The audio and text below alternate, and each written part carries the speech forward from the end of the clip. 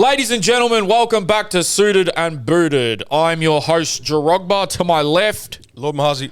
to my right, Number 10. and Gavin. Got a hair transplant. I've been to Turkey, got a hair transplant. Ali's back with us this week. You know what? We thought we'd make the most of his time here in Australia and get to some hot topics So around good the we had football to have him world. twice. Yes. Before we start, I just want to give you guys a reminder that we are currently live on Patreon. Head over to Patreon/Suited and Booted TV. For those who haven't seen, we have a whole extra Ali Menjum episode on there from the craziest game in club football, some would say, the Super Classico. We're going to be having vlogs on there.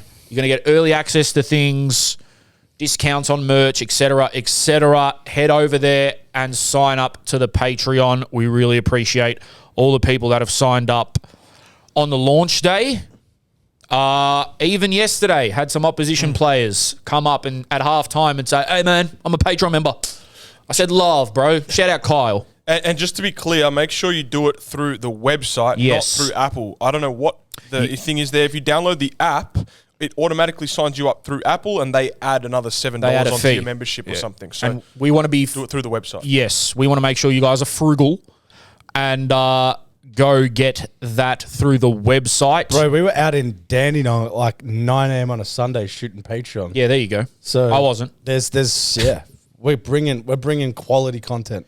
Yeah, we got some good stuff coming for you guys. And like I said, each week, extra pod. We'll have 2 vlogs a month. It's just for the real booters, man. Shall we mention what's in the next Patreon video? Why not? We did it this morning. You can. Yeah. Say it. We had Guy Finkler. Flinkler. Do you remember Guy Finkler? Yeah, of course. We had Geese Guy Finkler. He's not going to like that. Yeah, we had Guy- some samba. Yeah. And a current Melbourne Victory footballer as well. Ah. And In the squad? Yeah. The current squad? Started in the grand Squad. final. Okay. Wait, can we say him? yeah, he did say he's okay because he's off season. Yeah. There's only fucking one Brazilian in the team. Really? Yeah. Started in the grand final. He's in a skit with you guys? No. Oh, okay. So we were playing football Him and this morning. Cheech. Oh, okay. Yeah, he's on holidays. Yeah. Him and Vincenz. Introduce him to Vincenz. Can you do that for the Patreon? Like introduce like the foreign players to like random Aussie icons? Yeah. That'd actually be and make them great yeah, content. just like so that culturally kind of educate them on what. Tolga Arslan, this is Vincenz. bro, for context. Fahid, this is Vincenz. To take an example of that, right? I showed my missus the videos of us with Vincenz through the week. She left And you. she's just like, Doesn't get it. She's just like, I don't get it. Yeah. Oh, I'm really? like, well, first watch Ziz. I'm going to show you Ziz. Now you have to And give her a understand, breakdown like- of Muzzas. She's just like, yeah, she just didn't get it. This isn't the guy who passed away. Yeah. Yeah. Because he's like the Muzza. He's like the first one. Yeah, the first Yeah, one. yeah, yeah. started that OG, shit. yeah. He started that. I heard. Was he a Sydney FC fan, or was that as a rumor I heard or something? Probably because he was popping around early A League time. Yeah, Yeah, earlier. So, Or maybe it was. I don't want to get it wrong, but yeah, I heard a rumor he was actually a big A League. no, fan. probably he was what Armenian Russian. I think I'm pretty sure. You strike me as someone who would have watched a lot of his content. Not too much, bro. There was a few other more local cats. So there was a guy called Paulie. I was going to say, bro. Paulie. Paulie, bro. Yeah, Paulie. With he had the tooth and the nose, like just a unique face. Yes. That you'd see He him, did you're some like, this crackers. guy's hilarious, Yeah. man. Before he even speaks. Paulie. Who else was I big on, man? I mean, I grew up on Fat Pizza, so it's a lineage. What about Super Woggy? Nah, I didn't find them. I mean, Really? legends, but I didn't cry at them. You know what? I was, when he Greatest thing of all initially time. started, like at the start, bro? bro, it Super was. early days. I was laughing at the people that weren't trying to be characters, Yeah. like Mr. Drifter. You remember Mr. Drifter, Drifter. No. Which one's that? bro? Johnny Malacca. You don't know Johnny I'd Malacca? have to watch him again, and I'd probably go, oh, I know what you Yeah, mean. Johnny. Like Johnny what? Malacca. Johnny Malacca. Yeah. But yeah, I don't even know how we got onto that. But speaking on Vincenz, a few people wanted to know how it went. Wow. So the guy's a legend. I was calling him Martin Scorsese the whole time because he takes this skit shit serious. So he's actually out there directing, being like, guys, I want to shoot Yes. this angle. At one All point, that- he did this to try to come up with a line. Oh my god. Yeah. You sense there's a bit of like a creative craziness to him. Yeah. Because he was like, remember he was talking about like coming up with random nicknames for us that would Yeah, suit us? no Russ Fuss. And then he's like, wait, it's just got to come to me. It's just got to come to me. Like, Holy like, shit. okay, that's his process. Is he sober when he's doing this? Yeah. He's just a wog. Like maybe a few, limoncellos. to Nah, start no with, nothing like limoncellos, bro. He didn't even drink with us. Like there was no. that. He's a creative genius. He was a creative genius, and and I mean this with all due respect. I think he is the best at taking the piss out of himself, and that's what makes a good like any form of comedy for me is that they can take the piss out of themselves better than they can anyone else. But he's like, I don't know how to explain it, man. I feel like, and people from Melbourne will know, I feel like different areas have more hardcore level of wog. Like the Southeast, yes, of course, big Muzza territory.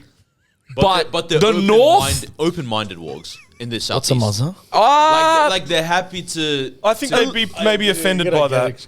Hey, you got to explain to Okay. Muzza? and potentially You don't know what a muzza is? he moved, bro. I haven't also lived here for like 12 potentially years. viewers and listeners that don't know what all a right, muzzle let me is too. explain to you what a Muzza is. Okay. Yeah. Okay, I want to start it around 06 because World Cup, right? 06 to like, could be anywhere to 2012 really was the tail end for me anyway, was a Muzza is a young man of ethnic descent, or girl actually, there was a lot of girl Muzzas, who had a certain hairstyle, so usually the straightened fringe with the spiked up at the back. We were sort of muzzers, man. I was a Muzza. Rashid, Yeah, we were. You had Muzza tendencies. I was never. I a had muzza. Muzza No, I was tendencies. J- Well, 2009, I was a Jake- Muzza. Yeah, Jake you was. would have. You would have. So was a Muzza, we're yeah. talking brands like Mossimo, Adidas, Kovo, Bum bags. tight fits. t-shirts, V-necks. Yeah, that's exactly right. That hairstyle. Yeah, that hairstyle. A lot. there's a know who's video of me with it. You know who's a Muzza godfather? Who? Ronaldo. Yep. Cristiano. Yeah. Earrings. Wow. Earrings, the What's hair. the- What's What a the word? It's a, and we may. I don't know. I'll say it. Metrosexual is that? Yeah, is that metro. There's a bit metro. Is like, that the wording? yeah. Yeah. Quite metro. Like Ronaldo was a big influence. Ziz was a big influence. Okay, yeah, I know exactly. It's like they're kind of like pastel colored V-necks that were Yes. quite big. Yes. American Rosary Apparel era. beads. Yeah. Electric Oh, rosary music. beads. Yeah. Yeah, this Stereo stuff. Sonic. Hardstyle techno. Were you in that category? I was trying, but I was just not cool enough. Yeah. Hey, I tried, but my hair just wouldn't straighten. Every morning, my mum's like, Jerome, you don't have the hair for this. And I'm just like, just fucking. I think another part of it is like a slight taste of whatever their ethnicity is. Like Yeah. very proud. Very patriotic. Yeah, and Greek, patriotic Italian, to you know, Turkish. their flag in something, wearing the flag. Yeah. Stuff like that. It's a great time in history, man. Simpler times, really. How the fuck did we get onto that, by the way? Vincenz. Oh, Vincenz, of course. Yeah, but he was brilliant. We've got one more skit coming with him, a football-related one. But hopefully we can work with him again in the future. I just like hearing his mindset, bro. Like how it started. It started just off him filming someone's number plate that said Vincenz, and he's like, fuck, is that Vincenz? And then it just went crazy, and then he called himself Vincenz. And like, Right. I didn't know it that. just started That's as one like a thing fuck people around. have asked, the most common question we've asked. We got asked it the other night at What? Sandy. Is he the same? Yeah. Is Vincenz and Christian the same? And he's pretty similar, man. Yeah, Vincenz is just like a roided up version of Christian, because Christian's like, he's a wog, dude. He's less aggressive, but it's the same mannerisms. And super everything. nice guy as well. Yeah. Like super down to earth, and it was just funny hearing like his interactions with people and stuff. Like just some of the shit he gets asked to do. Someone hired him to go. Someone asked him to go on their bucks. Yeah. For Yeah, like. that's in the UK. That's massive now. Oh, really? You get, like Big John is really Yeah, popular. Bosh. yeah, Bosh. I had my mate hire him for because everyone chips in. Who else? The Ricky Gervais lookalike. Oh, Lookalike. well, you know, the big one. I did a documentary on the Wealdstone Raider. Oh my god! Oh, you want wow. some? I give You it want to you. some? Yeah, my story about making that documentary is one of the. Fucking hell. You know, I made a doc with him. We made a doc. I followed him. Is that your idea? Yeah, that was How long insane. ago is that? It took 6 months to get approval. We had to meet him in this. Anyone knows London? There's Euston Station, Euston Square Station. We met to like sign it all off. I had to go to St Albans in London, and it was 6-tier away game to like prove that like I really was dedicated. I meet him. It took like weeks. We finally signed off on it in this pub in Euston, and then he had to go back to wherever he lived in Euston Square. They asked me to like it was just as it was. What the story of him is, it died and then it came back a year later. Yes, and then I walked him back to Euston Square. Let's say it's a 5-minute walk between stations, and I was having to like push people off of him and like get out of the way, like leave him alone. Like bombarded. It hit the, what's that? He was getting bombarded. He was getting bombed. Like people were running out of nowhere trying to get to him. We got him on the train, like past the gates, and then everyone left him alone. But then we followed him. That was around, let's say, September, and we decided to start following him in late November. But then this big DJ who's into football, he came up with the idea of Wealdstone Radio doing a Christmas single. It's a really big thing in England to get the number one. Wasn't Fatboy Slim, was it? Well, no. It is a big thing. Tottenham fan. The Christmas Carol, Massive. And that took him. I think he got to number 3. He was up against Stormzy. Oh my god! And we followed him for 48 hours, maybe a week. I can't remember what it was. Vuj was with me. Even Vuj was like, that was the craziest. At one point, I can say it now, it's been over 10 years. He was getting pulled left, right, and center. We were following him to do media, radio interviews, everything. Then he got paid like a good chunk for this Christmas party of these bankers and like proper banker finance bros. Oh, this is going south. Got weirder and weirder. Even Vuj turned to me because Vuj just texted me like, yo, I've seen you're following him for the day. You got to let me join. So we joined. We go downstairs in this famous steak restaurant where they've got him and they're throwing him up in the air and he hits the fan and he comes down, they're all off their head on whatever bankers are on the Christmas party. Finance bros. And the steak restaurant people are trying to kick them out, but they've barricaded the doors and we can't leave. So we're just filming this absolute chaos in there. Like they're throwing him around the room. From there, Wait, how small is Is he? this the guy that He's says very if you small. want some, You want some? Yeah. It was. He's getting thrown around the room. He's loving it. He's just up for it, whatever, because it's like Wolf of Wall Street, oh, bro? what? It was. But hold on, is he famous from the one video? Yes. Yeah. It was a away game at Whitehawk. Is it real? It's the most internet thing. Yeah, he's so real. He's been through a lot as well. I don't want to.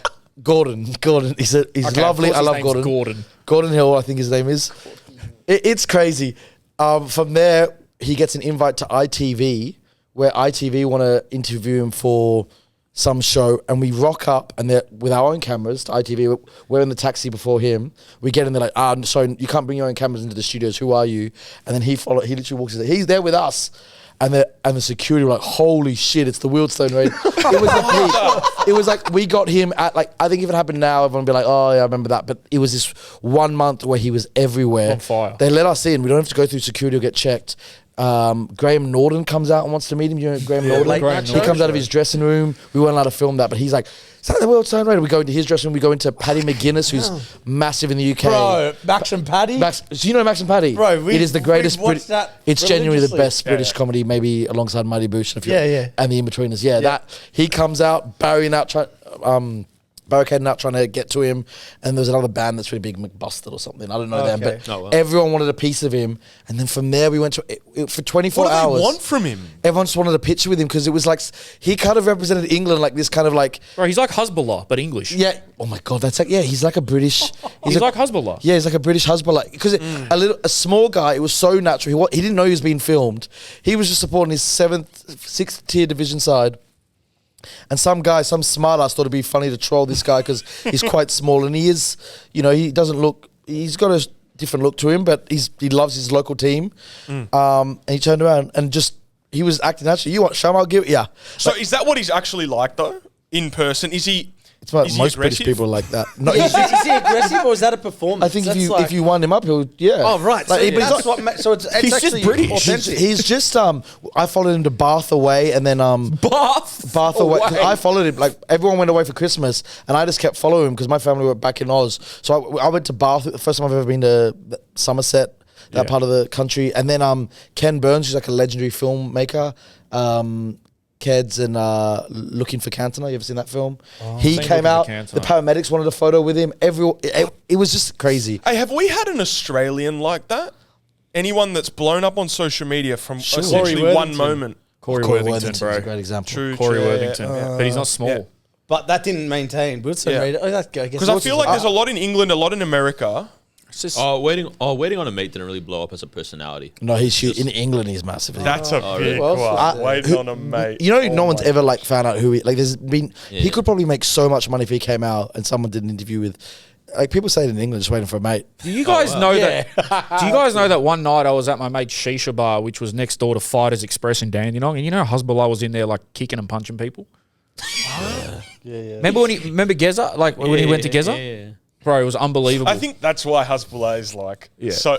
Have you seen when 'cause Mike Tyson thought he was a hits little people. kid? That's the funniest part. yeah, He's he'll like hit you. hitting people. He'll hit you. Damn. Have you seen when Mike Tyson thought he was a little kid? Yeah, that was weird. And he's like Doesn't he biting kill his him and ear and shit? like doing little. It's just so uncomfortable. He was so convinced. Oh, So bro, that bad. was insane. Oh mate, it's a wild world. So Shout out Husby, man. Talk about your man Crogman right now. He's the biggest for us Bro. now. Bro. He's the biggest now. What's his name? Crogman, the guy's guy that's gone. fighting people. He fights. Okay, I'll explain it. Yeah. He started about 2 weeks ago. He just started this series. He was like a nobody, respectfully. He started this series saying, 49 days ago. okay, 49 days ago, right? Big fan, all right. He, and 2 minutes. It's worth knowing the amount of days. He said every day, no, I'm going to fight a random follower of mine till I get knocked the fuck out. Oh my Right? gosh. Is he big? Bro, he's on nearly 1 million followers in like a month. In 49 days, He fought Tate. He just fought Andrew Tate the other So day. he fought a normal guy in like Is he Adelaide Aussie? Hills. Yeah.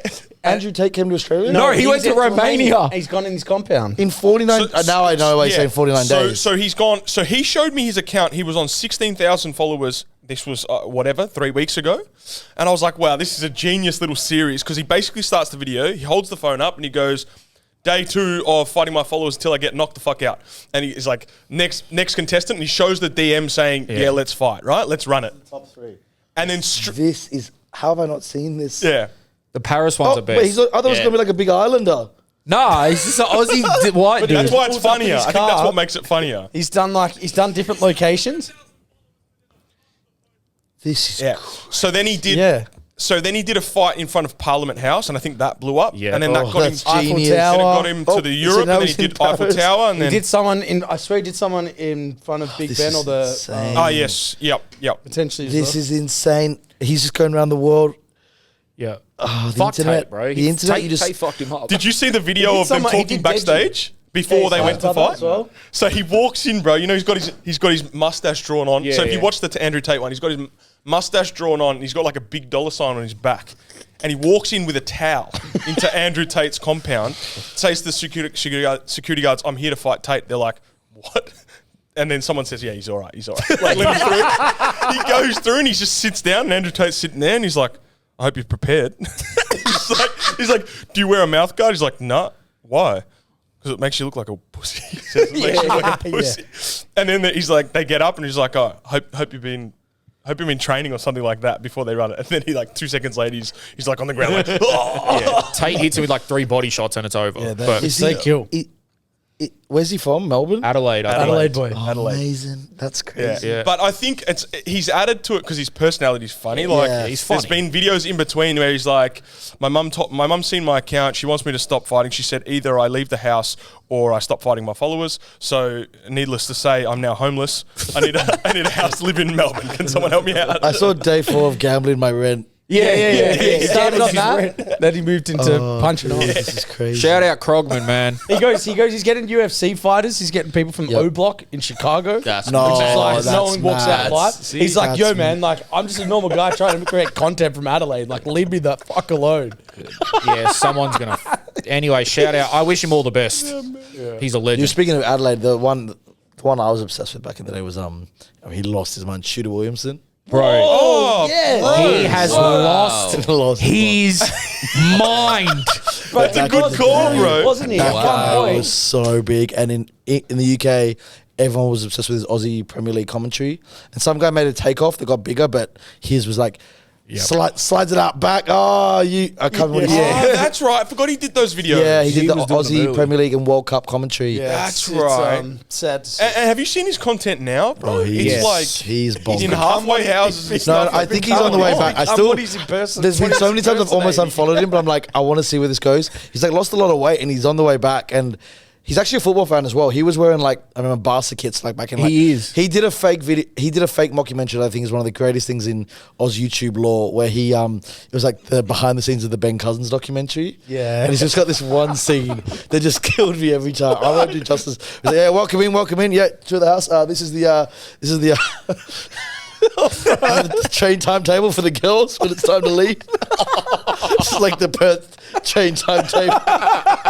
And he's obviously, and then he's got his mate to play Gardner, who was the big stupid rock man. Michael Gardner. And between then we were Punda, the guy who plays we were Punda. Honestly, Hey, bro, I didn't watch that. I haven't seen this. Yeah, I didn't watch that again, bro.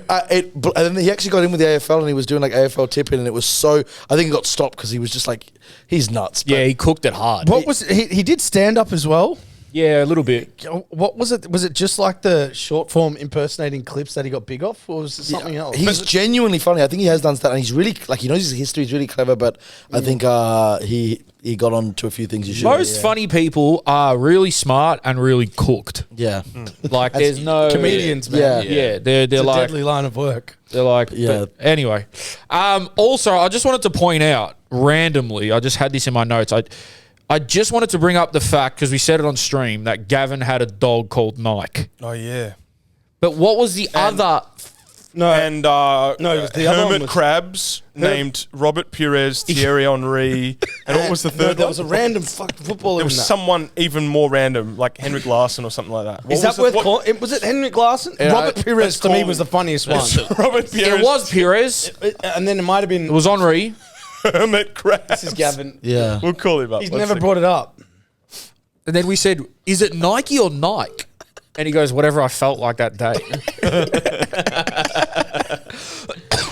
Just confused the dog, or was it a dog or a crab? Yeah, it was no. Oh, dog was called Nike. Crab's called Robert Pires. Also, for those that are wondering, Gav, we're just trying to recollect the names of your 3 hermit crabs. Can you reel them off for us? Oh yeah, so my 3 hermit crabs were Thierry Henry, Dennis Bergkamp, and Roberto Pirles. Peerless. No. Roberto Pirles. Hey, what was the dog? And how did you pronounce the dog? Nike. Yeah, they were my 3 And- hermits. Enunciate. And your dog's name? Well, my dog came after, which was Nike, and I realised I'll name him a shorter name because by the time I tried to call up the hermit crabs, Roberto Pirles, Thierry Henry, and Dennis Bergkamp, far out. Thanks, Gav. Righto, Gavin. Thanks, Gav. Have a good trip, man. Enjoy your trip, bro. Cheers, boys. See you, man. Ciao. Yeah, For those who don't know where Gav is, he's actually he's about to get on a plane to Bali to go celebrate the fact that his former teammate Augusto something From Just- Rayo Vallecano. Yeah, Batasha. just made the Conference League. So that's Yep. Gav for you. So yeah, What else? That didn't hit the way I thought it would. There. Yeah, that's Incredible. Gav. I would No, I too. told him in the car.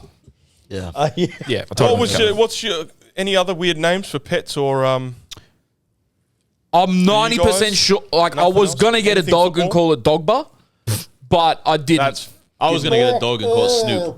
Snoop. Yeah. Yeah, that's pretty. Dogba's You were going to call it Dogba. Dogba's pretty creative. Dogba. I don't mind Other than that, I only had a pet fish and I killed it in 1 week. Well, intentionally. Killed No, it? overfed it. Yeah, I was gonna say It why does died. he use, You didn't kill why it. does he use the Sorry. word kill? Yeah. Well, inadvertently. No. It wasn't first degree murder. It was second degree. Okay, yeah. So I It was negligence. Manslaughter, yeah, manslaughter. it was manslaughter. Yeah, yeah. Manslaughter. Manslaughter. Because You I didn't woke up kill one it. morning Yeah, okay. and my That's mum's very like, different. I go, Good catch. I go, where's Shooter or whatever I called it, Sharpie or some Shooter shit. McGavin. Yeah, and she goes, Jerome, I had to throw it out. I go, what? You just put it in the bin? Oh. Yeah, and she goes, well, it was sitting at the bottom of the tank, just dead. How old were you at this time? 12. 17. Yeah. Last week. Yeah. And ever since then, I've never had a pet. Anyhoomst. Let's get on to the first port of call. That was a wild 20 minutes. Yeah, or we whatever covered that was. dead fish. Dead fish, Aussie Wealdstone YouTube Radar, icon. YouTube content. That's suited and booted, man. The Socceroos are basically at the World Cup. Come on! Vamos! 6 in a row.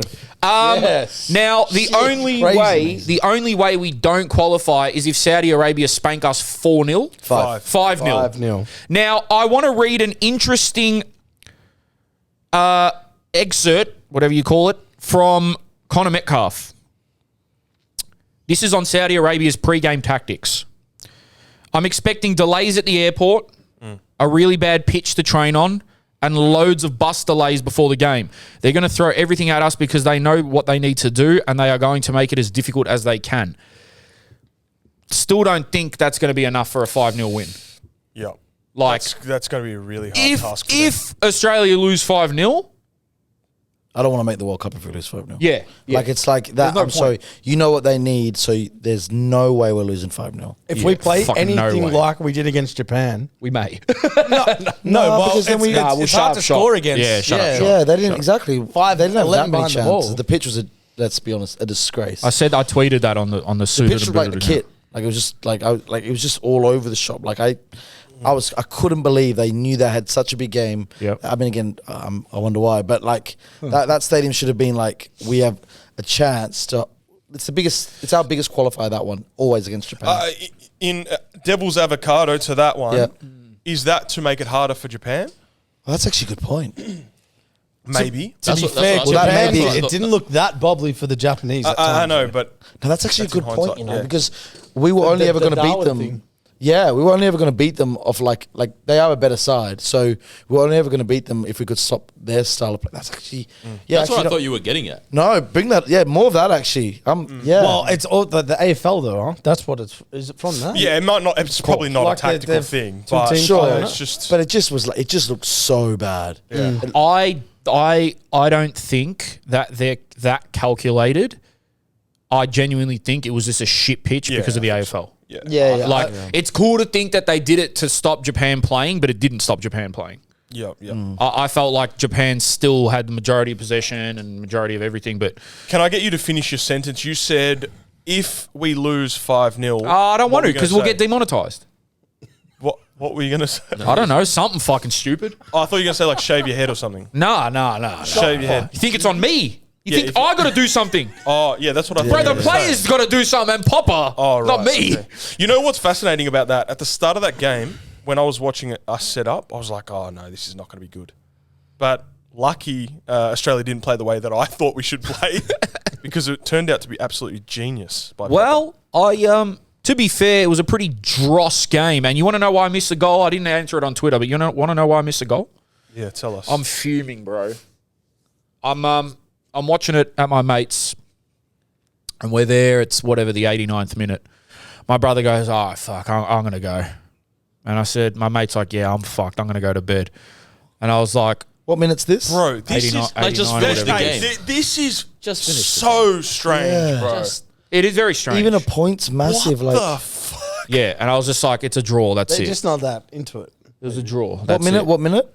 I don't know. It would have been like literally right before they scored. Okay, so it wasn't like the 75th. No. It was the end of the game. He said, Like, I think you said 89th minute or something you said. yeah, whatever it was. 88. When did we He's watched score? enough football by now to know like it's 90. genuinely We never scored the over. 92. I know, but I was watching the game. I'm like, no one's going to fucking score. How many shots are there? Like, I'm like, whatever. It's those kind of missed games it. where someone does score. I feel like it's like I missed it. Yeah, and so wait, what were you Yeah. doing though? You were I'd driving left. home? Yeah, I'd left. Oh my god. I left. bro. So you left your mate's house. What the Yeah. You must have bro? missed it. Oh. I missed it by like 10 seconds. Like, I got in the car and my foot mob went ding.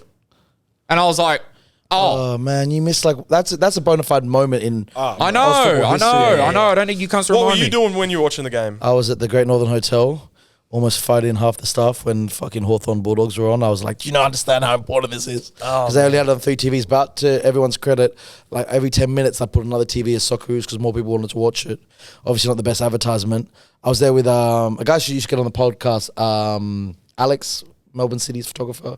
Great guy. Oh, that Great guy. football. That yeah, photographer, brilliant guy. Yeah, Yeah, yeah, no, it's we alright. we was having to catch up anyway, so we sat and watched Great it. guy. There's about I'd say a dozen actual Socceroo fans, and I mean I was pretty bored. We were mostly chatting, but something happened around the 87th, 88th minute. I was on this bar stool. I just stood up. I'm like, no, we've got one more chance. I just had a feeling something was going to happen. Yeah. So when Because we got so dominated. yeah, and we had That had a it's shot. like they haven't scored. Like we're probably going to score. We got yeah. DP. I don't think we had a shot on goal the whole game. I don't think Yeah, so, I don't yeah. think. And they- so Yeah, well, I was already on my feet, and I just walking home. I was just like, again, we were saying in the car here. Nick Stoll, if anyone knows Nick from SBS and A Leagues, he tweeted like I can't remember a week where, or maybe a time where there's been so many highs and lows. If you consider everything's been going on from the A League crowds to the A League media coverage, from Ange winning the Europa to be fired. To this, like this moment where it was such a bad game, then we qualify. Yeah. We qualify. Okay, we haven't qualified. But it was just like, Perth really needed that, I felt, as well, because like you've got 60,000 people there. It always seems to be when we get the biggest crowds, it's the most boring matches. But I think everyone's going to forget all of that and remember 100%. This moment. Yeah. That kit is now enshrined. I'm still on the fence with it. One way I love it, one way I don't. But now that kit's part of it. And also, it's just like every World Cup we get one iconic moment. And we didn't really seem to have it for this one. And we have it. And I think the most beautiful thing of all, and again, we'll say this in the car, is, again, you talk about how Socceroos, in terms of a men's team, genuinely is the real representation of Australia in its Australianness, is that, so 6, 10, 14, 18, 22, that's 6 World Cup qualification campaigns. Each one's had an iconic moment or decided moment. And I was saying how diverse those people who gave us the moment it is shows how diverse the squad is, not just ethnically, but nationwide as well. Like, it's not like, so your first one, 06, you've got an Italian, Aloisi, and a German, Schwarzer from Adelaide. They decide that game. 2010, I think it was Cahill who had the big moment in that game against Japan, a Samoan from Western Sydney. 2014 is Josh Kennedy, an Aussie from, I think he's from Albury Wodonga or Country Victoria. Yeah. I'm not sure you're right. Yeah. I'm just trying to think which one it is. 2018, remind me, Russia. How do we qualify for Russia again? Mila Jednak, I'm pretty sure is Croatian from Western Sydney, or is he from Melbourne? But like, again, different cities, different backgrounds. 2022 is obviously Andrew Redmayne, an Aussie, and then now you got a Cypriot Turkish guy from Melbourne. It's like all, not just like ethnically different, but all of Australia, and it's like all these different faces and parts of the country that no other sport can really say were played in all those different corners and all these different parts of the country. I just think it's... I'm just so glad it was him. Yeah. Speaking of players and their allegiances as well, the Chirkati post-match interview was really cool. He was crying his eyes out. He was one of the players that I guess he could have represented a few different... Italy. But you could see what it meant to him. You could see that he was like, he had vindication in his choice. Yeah, his choice of who to play for, and like his whole family was there, and you could see how much it meant to him being Australian and doing that.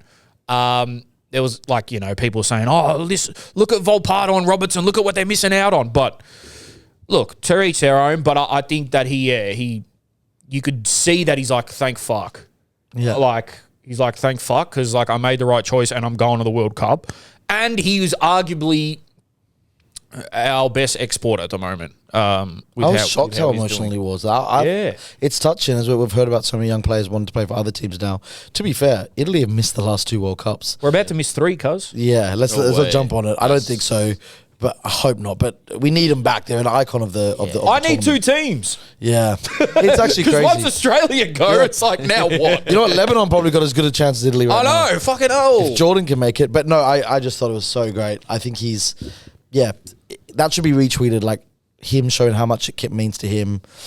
Generally, go ahead. You go. I was just going to say, generally speaking, when Arnie left, what were we? Because we don't have that many losses in the column in the World Cup qualification. Equation, I should say. Sorry, but where were we at? Where were we at when Arnie left? I'm pretty sure we're 3rd or 4th. Popovic, I'm not the biggest fan of Popovic's football, but there's just no denying that man. You don't want to know what they call it. I mean, well, you know what they call it online. Okay, I don't know. Do I? Haram ball. I haven't heard that one. I've seen his face on Bin Laden. It's ridiculous. I've seen his face on Bin Laden so much this week. What? Yeah.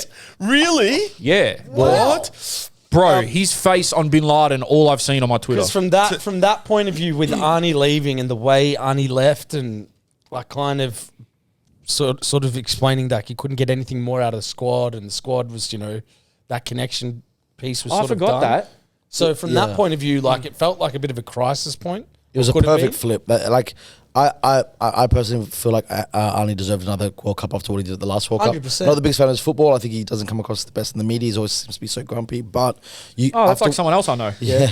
Well, what he gave us, you can't. Yeah, exactly. You can't deny it. But it was literally since Popper's come, it's all turned around, and now we've gotten all the results. I do think we have been very lucky this tournament. That last minute goal, Saudi should have knocked us out in Melbourne. I should have beat us in Melbourne. Yeah, that but- controversial offside. Oh Yes. my god! And the Indonesia game, like, it's insane that we won that 5-1. They know. had the penalty save, that huge miss, and then we turned it on. But we easily could have. We've been very fortunate, and maybe I don't know. We've had so much bad luck in the past with this game, so maybe something's turned in. But What were you going to say? It's kind of off topic now, but it's back to the Chikati interview. Shout out Joseph Esposito. He tweeted this the other day. If you ever needed hope in the game, Chikati was playing Perth Glory NPL 3.5 years ago. Currently, Juventus have supposedly offered 30 million AUD for him. Yeah. In context, that covers the cap roughly of an NRL AFL team for 2 years. yeah. They the Is course, that our game is good enough. 100%? He's going to Juve? Oh no, they're in. Juve are looking, yeah. He's worth the most in that whole Socceroos team. Well, yeah, of course, but who's sent? That's top 3 club in the world. Yeah, the I world. mean, I've seen it circulating Juventus, quite a bro? bit. I don't think anymore. Maybe not. Maybe that's anymore. cap. Maybe top 10. Top 3 in Italy. Top 3 in Maybe Italy. not. Maybe not. Yeah, well, no, I think it's the get your biggest point. in Italy almost. I get your point, but I think because he performed so well in the league, they're probably just like, you know. Do you have massive. insight on Hrustic's situation? What's going on No, there? who I have, but I'm not sure if I'm allowed to. Oh, right, okay. Yeah, like he's at Salernitano at the moment, right? Yeah, I know that. Yeah, because I know It's a he's been shame, in and man. out of the squad and stuff Yeah, like that. it's not spoken about enough. He won the Europa League and he scored one of the decisive penalties in the shootout. Yep. Because a few people were saying online when we were on stream, like, yeah, but there's inconsistency and stuff. Well, I'm like, if you saw the way we played against Japan, I'm like, throwing Hrustic in every now and then is going to help the Safety. team. When we Is get he the even in the ball. squad? No. No. And he's only 26, 27? Or maybe Yeah. I'm imagining that. No, he's around about Oh, that man, age. that's such... Yeah, It was very heavily A-League, Yeah. this squad. Surprising. Shout out our Prime Minister who was at a Hawthorn game. Yeah, what's going on It's there, just bro? like, listen, I've said someone needs to come in the FA and be employed as almost like a cultural kind of advisor. Things like getting a statue for Ange. I was outside Amy Park the other day, outside Richmond Station. There's a Billy Slater mural. Fair enough. I They've know done well that, this storm. yeah. The Richmond Tigers won. I think it's just General Richmond. That's the one I saw. yeah. And then there's a space in between. I'm like, oh, what's the third team that's based in, like, there should be either Melbourne Victory, Melbourne City, or a soccer, or or a Matilda in that space. Like, why are 2 sports represented there? And the sport where, because again, as I said in the monologue on the grand final, if you know your history, Amy Park was built because of the success of Melbourne Victory in those early years. Why has someone from either the FA, the A-League, or Victory not gone, that's a spot for us because we've won 3 grand finals in that stadium, or 2 maybe. Things like that. Things like who's not making sure that Albanese isn't at the Japan game. How much trade do we have with Japan? With a Socceroos scarf. Why you have nothing to do with Hawthorn? You're from inner West Sydney. Yeah, how do they get that wrong? He It's like- actually follows the Rabbitohs. No. The Rabbitohs? Which one's Russell Crowe's team? Oh, I thought he was a Kilda. Jets fan, the Newtown Jets. Why do I think that? Maybe I got it wrong. No, because I hear Russell Crowe talk about him with like. Okay, his- mate, yeah, maybe he'd right. never seek anything for free as a member. Is it the South Sydney? We just need a fucking Prime Minister who loves football. It's insane. Remember Tony Abbott? What did he call or just pretends as well. Or just pretends they give a shit. Even gets like if you're a if you're a prime minister, surely you're a little cultured into the world, and you're like, I do understand how important this is. But also, how has someone from the FA not called him up and gone, 60,000 people in Perth against a major powerhouse like Japan? We win, we qualify. We'll have you on the pitch as we win. You know, the connotations with the success in Australia, you're right there. It's huge, like, and also when you're Hawthorn, when he's got his Hawk stuff on, he's alienating himself against all these other audiences. Even thinking about that with Australia, at least everyone's team Australia. You associate. I associate John Travolta with the Socceroos now because he was at that 06. I wonder what Trump's going to do for the US World It's Cup. gonna be horrible. Nah, bro. Well, you know what's crazy? Someone told me about this, that Trump has been instrumental in this whole process of bringing the World Cup, the Club World Cup Huge. now Of with course, 'cause it makes you FIFA, money. Massive. Messi, David Beckham. He's been instrumental, apparently. Maybe No, you would definitely, know a bit yeah. more than There's me. a reason Infantino just is at his inauguration, at anything to do with Trump. Infantino's there. he has the Club World Cup on his office desk. So whenever you see him report not being, anytime he's addressing the media, that Club World Cup is like the big gold shiny thing behind him. Soccer. He has no interest in it, but he realizes the power of it. And as a marketing ploy, right? And Infantino's clocked. I mean, there's a reason Infantino's closing up with all the big kind of like Political figures. Political figures that, regardless of their kind of like murkiness, he doesn't care. He's realized like these guys, the era we're going, these guys are in control. I'm so putrid it's in America. Yeah. I feel like I wonder, bro. like safety's a concern for me just thinking about that World Cup. I don't know why, but Hey, I do want to ask Ali your opinion on this, because I was saying off air that I think the Club World Cup, the new format, is the most slept on tournament currently. What do you? What's your perspective? I just spoke to a journalist. I'm a big fan of James Montague. We were talking about him last week, and he was like, "I hate it, but the concept I actually love. It's just the person who created it and the way they've gone about it's awful." Like I won't lie. Like, I love this idea. I'm always about the other places that love football not getting their fair share because Europe's stolen it all when it at least comes to club football. I'm all for like the idea of like Boca playing Chelsea and Al Hilal taking on Kaiser Chiefs. There's something really cool in that. I just think the way it's been done, the money focus, the money grab, Infantino putting his name on the trophy 3 times, it's enshrined. That's crazy. Because I saw this. Because he wants, like, you guys know the World Cup's called the Jules Rimet Trophy. Yeah. So his idea is in 100 years they'll be like, lift the Gianni Infantino. Oh my The man is a megalomaniac. is the current trophy called the Jules Rimet Trophy? I think it was the one that was stolen. That was the previous one, right? Is that this one? Really? Yeah, I'm pretty Yeah, sure. I know okay. the one that had the little wings. Yeah, it had Little like wings. a different. Okay, so shape. Jules Rimet. Okay, but interesting. Yeah, I don't think this one has a name. It must, it but, must do. But it's not after a person. I'm Bro, pretty do sure. you know why? Because I've read one book in school for 2 years, and it was about every World Cup. Okay. So I used to know everything. I used to do the exact same Yeah. thing. Yeah. Yeah, so okay, there we I go. don't So read. well, we still remember Jules Rimet, but yeah, Yeah, of course, fair yeah. enough. You didn't know that, but Sorry. yes, I think he's seen that. I think where they've gone wrong is, I mean, everything's so expensive in America. Where they completely fucked up, and now you're seeing ticket sales at 16%. Super Bowl prices, bro. 16% of the original value they're being sold at because like Oh, wow. they're terrified. Oh no, they've reduced the price on. Oh, there's a great athletic article on it. They've gone from one game's gone from like $3.50 to like $24. What? $24. Their tickets. There's about All right, a dozen- sounds good to me. Yeah, oh, it's great. If I said this is the first one, right? You're trying to prove the concept. If I was FIFA and anyone had half a brain, what I'd do is go super cheap tickets, subsidized travel from the places that have really good active support, bring them in, create this thing where it's like, holy shit, it's River played against, I don't know, Al Ali, and have those actual fans there. And then what you create is like the next one we got to be at. Instead, they made it exorbitantly expensive. So no one from, Exclusive. exclusive, yeah, and it's just like really restrictive. They've realized it now, but I think it's too late. But if originally they'd worked with the FAs and the federations that have teams playing and gone like, right, spoke to the Brazilian FA and said, all right, I don't know who's playing from Brazil, but Corinthians maybe, we'll put on 3 planes for Corinthians fans. Because let's be honest, that's what we want to see. They don't have all the superstars. They've actually got a few Memphis Depay, but what you want to see is the Torcida of Corinthians Yeah, because taking on the fucking Aston Villa or whatever. I don't want to watch fucking. I couldn't give 2 fucks about watching a La Liga game or a Club World Cup game in fucking Riyadh. Because guess what? No real fans are there. That's the problem. Like, it's just like sometimes when I watch Champions League finals and stuff, I'm like, how many real fans are here and how many tickets are being given to fucking, diplomats or whatever you want to call them? But Sponsors. yeah, sponsors. And I get it. It's part of the game. Like, you're going to have to do it. So you probably saw that one club got kicked out. I think it was, if I'm right, Club Leon, James Rodriguez's new club. So there was a playoff for that spot, and it was LAFC versus, I think it was against Club America from the colours that I remember. So that game was at the LAFC stadium.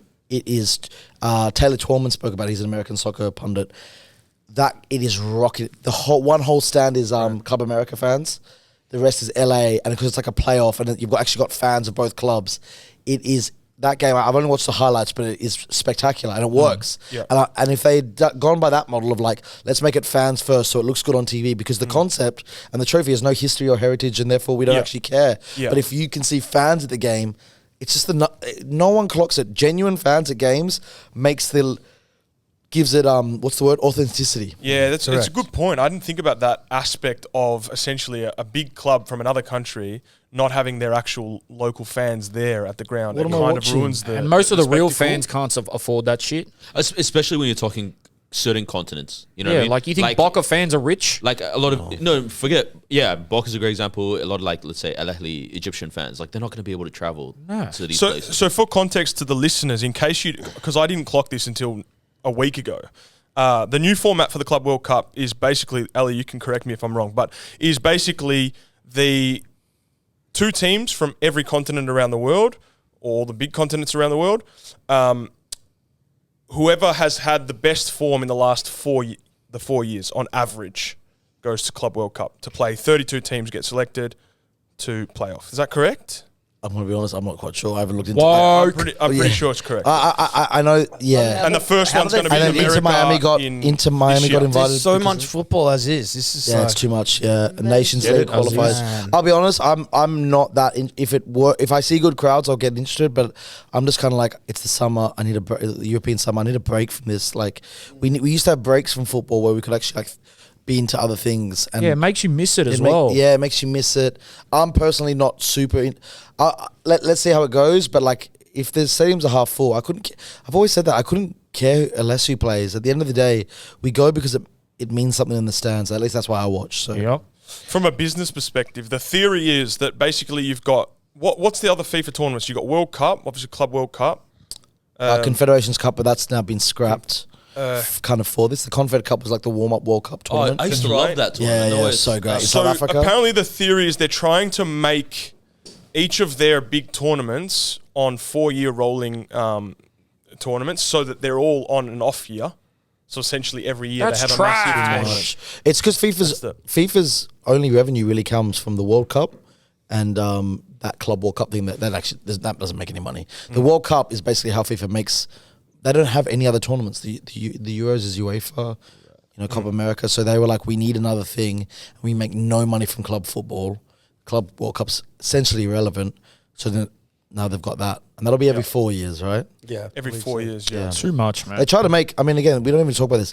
They try to make the World Cup 2 years, and it would have been every 2 years had CONMEBOL and UEFA not teamed up and said, we won't participate in the World Cup anymore if you make it every 2 years. Wow. Yeah, it was like, because again, he's in bed with Saudi now, who have so much money and are willing to back anything. Again, the reality is, this is all allegedly, because I know there's a great podcast that said they got third for this, but the reality is, FIFA put the Club World Cup out to tender. I think they wanted $4 billion, expecting everyone to be like, oh my God, you've got all the big teams. No one went for it. They brought it down and down and down. DAZN bought it for $1 billion. We wanted DAZN, and then at the exact same time, DAZN got $1 billion from PIF, from Saudi's PIF. I think or SoftBank. No, it was from PIF, and then essentially, basically, Saudi got the World Cup. So it's like you could see how someone could be like, oh, so Saudi got the World Cup, and people were like, yeah, but we need someone to sponsor. No one's paying for our TV rights for our new competition. Right, we'll back the broadcaster that buys it, and then again, this is all allegedly because you don't want to get in trouble, but it basically seems that way. Bro, name the last 2 World Cups where they've been, and name the next 2. As in USA? What's Russia, the one after Qatar. USA? Oh, you're saying the ones... No, Saudi. basically when FIFA the big FIFA arrests... So Isn't it Morocco and Spain? What's the conspiracy behind that? What are you saying there?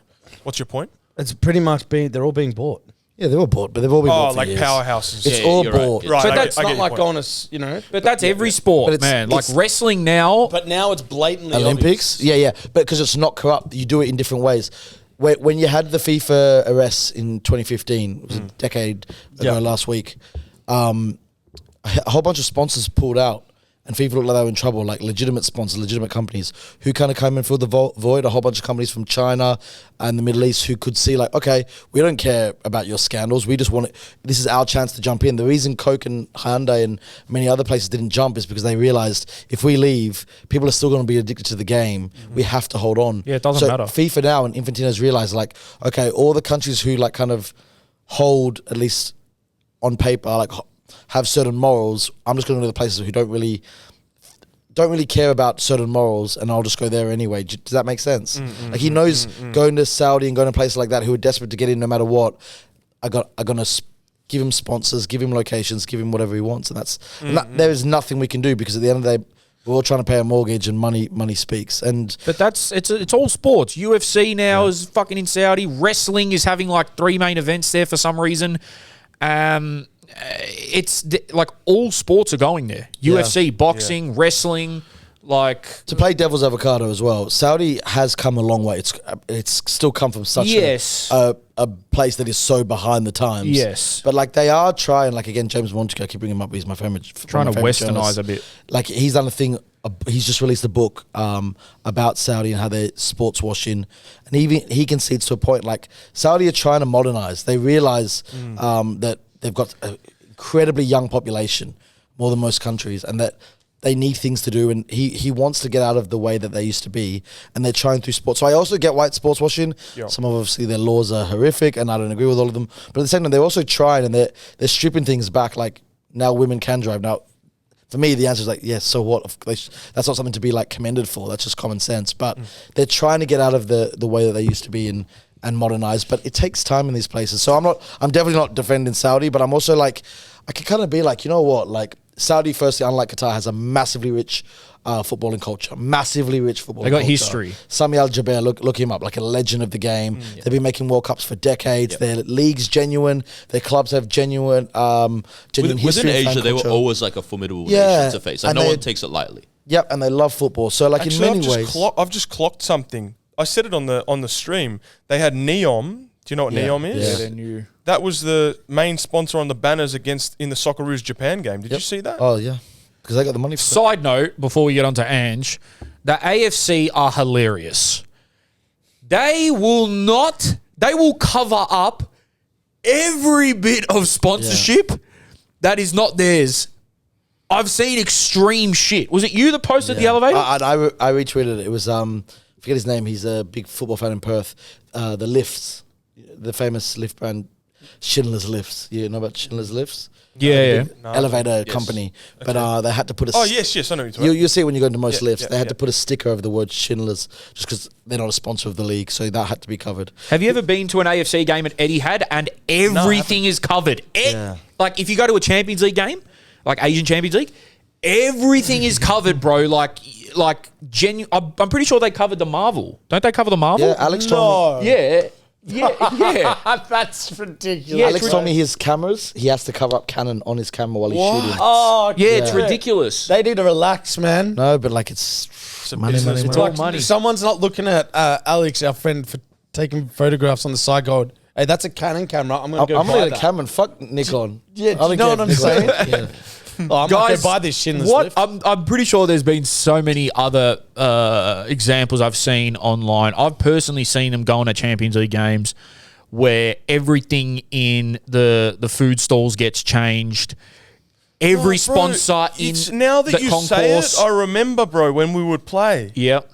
Now it rings a bell, It's bro. fucked. Like the level of detail would take weeks, bro, to cover up all that shit. Even minuscule details like a lift.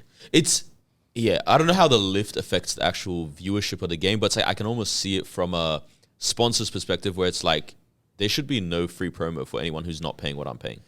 Yeah, I can almost see that. How is a promo in a lift? The I lift agree. is made I by, agree. The lift is crazy. You know the rule is with World Cups that all the billboards in every World Cup host city are owned by FIFA for up to 2 weeks before the tournament, the entire tournament, and 2 weeks after. Oh, so you can't advertise in the city. The rules, you have Soji. no idea. Like, one of the things that, it's the reason Montreal, I think, said no. You had to have a special lane just for FIFA cars. All kinds of stuff like one certain cola brand can't be sold in within a 5 kilometer radius. So if you've got a fish and chip store near the stadium, you have to. You what? Cannot sell. Yeah. Oh, it goes. You don't even understand how far it goes. I mean, FIFA when they're in a city for a World Cup, they want diplomatic. What's the word? Immunity. So if you commit a crime as a FIFA member whilst the World Cup's on, you can't be held. You can't. You're not. The laws don't apply to you. Them boys are diddying it up. That can't be. Look it up. That can't be true, bro. Yes, they're essentially considered diplomatic. Diplomatic immunity is the term. To what extent, though? Because they know because if you get up to something dodgy and you get caught, then they can't hold you to account. Famously, the Paraguayan CONMEBOL, which is the UEFA of South America, the headquarters were in Paraguay because I think his name was Nicolas Leoz. He died in there when he was hiding from the Department of Justice when they were going after him with all those arrests. He put CONMEBOL in Paraguay because he's Paraguayan, and he made a deal with the government that CONMEBOL was like an embassy and you couldn't be arrested in there or extradited. So I think he died in the embassy, if I'm not mistaken, or because he didn't. If you committed a crime, he didn't CONMEBOL. Wait. Can anyone explain to me diplomatic immunity? Because I know the Drake song, but I don't know how this actually functions. But you don't know about actual Dipset? Yeah, I don't understand how it functions. Can anyone explain it to me? You commit a crime. Essentially, the laws. You're exempt from the laws. You're like a walking embassy yourself of the country that you're in. But okay, so you still have to abide by the laws of your country. Yeah, but not the country that you're in. Is that what it is? Yeah. I think the easiest way to put it is if you're a diplomat. So like an important person. I've got it. Yeah, okay, you go. Diplomatic immunity is a legal principle granting certain privileges and immunities to diplomats and their families, protecting them from prosecution under the host country laws. In essence, it allows diplomats to perform their duties without fear of legal repercussions or harassment. But they're still held account to the laws of their host country. Is that of their Well, laws? it wouldn't be because it's not in their home country. No, but you know, like right now, if you go to the U.S. Embassy, you're technically on U.S. soil. Yeah, and fuck the U.S. Embassy. Well, it's a principle across international law. Do you know what I mean? So it's not like like it's international anywhere. law. Yeah. So it's anywhere. Like if you go to the Nigerian embassy in Canberra, you're on Nigerian soil. Bro, that's why a lot of people hide that. Like the famous that award. Jamal Khashoggi. That sounds fucking pretty sick. That was. It's just like no. What I'm trying to say is like you have freak off. The things FIFA demand from you, to go back to it, the things FIFA demand, as I said, are just incredible. Like every billboard is just owned by them for weeks before. I think you can't play sports 2 weeks before the tournament. Any other sports? Wait, what? Like you can't have like a professional match. Sports. Maybe that's why they're so corrupt. They run the There's no other revenue streams. It's like, hey man, we kind of have to corrupt ourselves up just to like hold funding for the next 4 years. Well, yeah, literally, we have 8 weeks to make funding. For 4 years. Funding for 200 odd nations that we give all the money to and everything else. But they make their revenues have never been high. They're doing very well. Of course. Okay, so diplomats are still subject to the laws of their home country. If they break the law, their home country can discipline or recall them, prosecute them at home, depending on the offence and local laws. Okay. Yeah, you're not a lawless individual. Yeah, I was going to say, like, you can't just kill someone on though, aren't you? Like, you're as lawless as you can get. It's a great area, 100%. Yeah, but the idea is that you're diplomat because you're a member of a state, like government. FIFA they put on a tournament, and that's what they demand. Crazy. Like, if we do something wrong, if one of us, hits someone with their car, well, they don't have to answer that. So then how did that work in Qatar? How does that work in Qatar? Same thing? They're the kind of countries that are like, yeah, sure, we don't care. It's like, it's countries like Canada and Australia and England that are like, or Italy or Germany who are like, sorry, what? No, if you commit a crime, you're not part of a government. You're part of FIFA, a famously corrupt body, like. Well, allegedly corrupt body. To add to this, like the Middle East is quite comfortable with the concept of bribery and things like that. Like on a day-to-day level, right? Like I remember as a kid, one of our neighbors, she got in a car crash, 100% her fault. She's pretty, and so the cop pulls up and he goes, "Nah, it's his fault." Right? So when that happens on such petty levels, talk about pretty privilege. That's insane. Yeah, when it happens on petty levels, then it's like when it gets to bigger things where you're talking millions of dollars, whatever, all this kind of stuff. It's like. Yeah, it's like when you're a podcaster. It's like when you're a guy do. He just copped it. It's like when you're a podcaster and you don't indicate and you get let off. Yes. Oh, you've never talked about this on air, have you? Yeah, I heard it on the episode. Did I? Yeah, no. It was on your Instagram. It was on your Instagram. Oh, for those who didn't, do you want to expose? I got diplomatic immunity in Dandy. You did, bro. You did Southeast diplomat. That's I don't know if you want to release this immunity. information, man. You could get the police and ruin your diplomatic immunity for the future. Yeah, you're outed the diplomat. Oh, everyone saw it on my Instagram. He's already outed himself. Bro, you know what's so funny is we all watched it happen and we're like, oh shoot, Jerome's been pulled over, and everybody else that starts leaving starts indicating. But I still think, bro, based off like you are still so lucky with that. Oh, very. Like that is 1 in 1,000. Because that would have broke my bank account. That one fine. Bro, look at how that side of the fence is on the game. Yeah. And you just happen to meet one that's like, bro, I love the game. Yeah. That's true. I love you, bro. Yeah, you're right, man. Fuck off. You should have ripped a flare right there. What now, bro? Just push your luck. Yeah. Oh, there's a puddle. I'm in marine. It's a marine danger situation, officer. All right. That was great. Anything else on bribery before we get onto? Oh, I got so much, but no. Oh no, I could talk on that for ages. So you got any other differences? Key points on that one? Like a big one? The great thing about these podcasts, I can't even remember what we're talking about. So on to the next anecdote and story. No, just, I mean, how did we get to that in the first place? We were talking We'll talk about AFC sponsorship. AFC and then it went to the sponsorship World and just Cup. like how, these governing bodies expect so much of their hosts for nothing in return besides the fact that you get to host the tournament. It's crazy, and that's why a lot of places don't want. Montreal said, "No, we're not." Even though they're probably the best football city in Canada, from my experience, they were like, "We can't deal with this. We're not." Australia, like we had to put up with so much that I don't think we would again. I don't like multi-country World Cups, and I never will. Bro. Yeah, but now it's 48 teams. Who's got the size besides America? That's wise, but put that to the side. And as we said in the car, it's probably going to 64 next. They've already hinted so at it wild. because 48 doesn't fit right enough to go straight to knockouts. Fuck And- this. I'm going to AFCON. What's the point of a qualification At process? 64, I'm not watching till round of 16. Yeah, Yes. it's crazy. Yeah, Like, Pretty much. because I'm like, bro, this is way too much. Yeah. Bro, that's It's a going to be like 4-month San World Marino Cup. versus Sandy. maybe Poland, Lithuania versus Liechtenstein. Can I ask you guys more of a political question, right? You know how we were at Amy Park and the bureaucracy and organisation of the laws being enforced in that situation were just a nightmare for us. Yeah. Would you prefer to live in a country where the laws are 100% abided by so strictly to the point where Like North there's Korea? there's a stadium full of 3,000 empty seats and someone says to you, no, you can't go in there, mate. Your ticket says you're on that level there and not. Do you know what it is? Or would you prefer to live in a country where it's a little bit more lax on those kinds of things? I think there's a difference. There's certain countries that have a societal respect that like they just do it because it is the right thing to do morally. So like you might look at somewhere like, I don't know, Japan or something, like, talking about cleanliness and all of that. Yes, there are rules, but it's not like you're going to get freaking, if you don't do it. But then there are some countries where it's purely about the laws. Do you know what I'm saying? Yeah, but would you prefer, because like the start of the spectrum might be Japan, I feel like Germany, Australia's Australia's pretty high. As an outsider, someone who comes back, it's it pretty blows high, my right? mind. I was at a pub the other day watching the NBA final, and it said like there's facial recognition being used in this pub, and I was like, in the UK, if the cops want to use facial recognition, they have to give like I think a week's notice. There's big signs up. You can't be a retailer using facial recognition. I was like, I almost didn't want to be there for no other reason than like, how dare you? And the other one that's fucked in this country, I've never seen on any other country on earth, it's a piss take. And it just goes to show how big the banks are. This card surcharge does not exist anywhere. The idea that you have to pay 1.5% On the ATMs? on anything you buy, I think there's a Is that not common? Anyway, that wasn't common in Australia when I left here in 2013. That did not exist.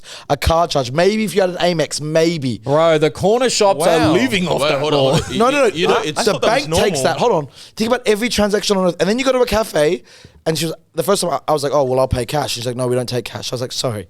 Yeah. It's a card surcharge, but there's no other option. Yeah. It's a joke. What about the Sunday charge now? Yeah, that's public holiday. That's to do with wages because of like I will say this though, boys. That's all trash, but nothing Tipping. is as bad as tipping. Oh my God. Fuck tipping. Oh my Tipping's God. fucked. And I had a bad experience in America, and I looked at some cunts sideways because of this weird shit. And that is the worst. But yes, there are more easygoing countries. What about this, right? Imagine the El Monumental with a sign saying text antisocial behaviour. oh yeah, that's common everywhere now. Yeah, what? In big stadiums Oh, it was around the in world. River. You saw it in River. I'm talking about in like Argentina and stuff.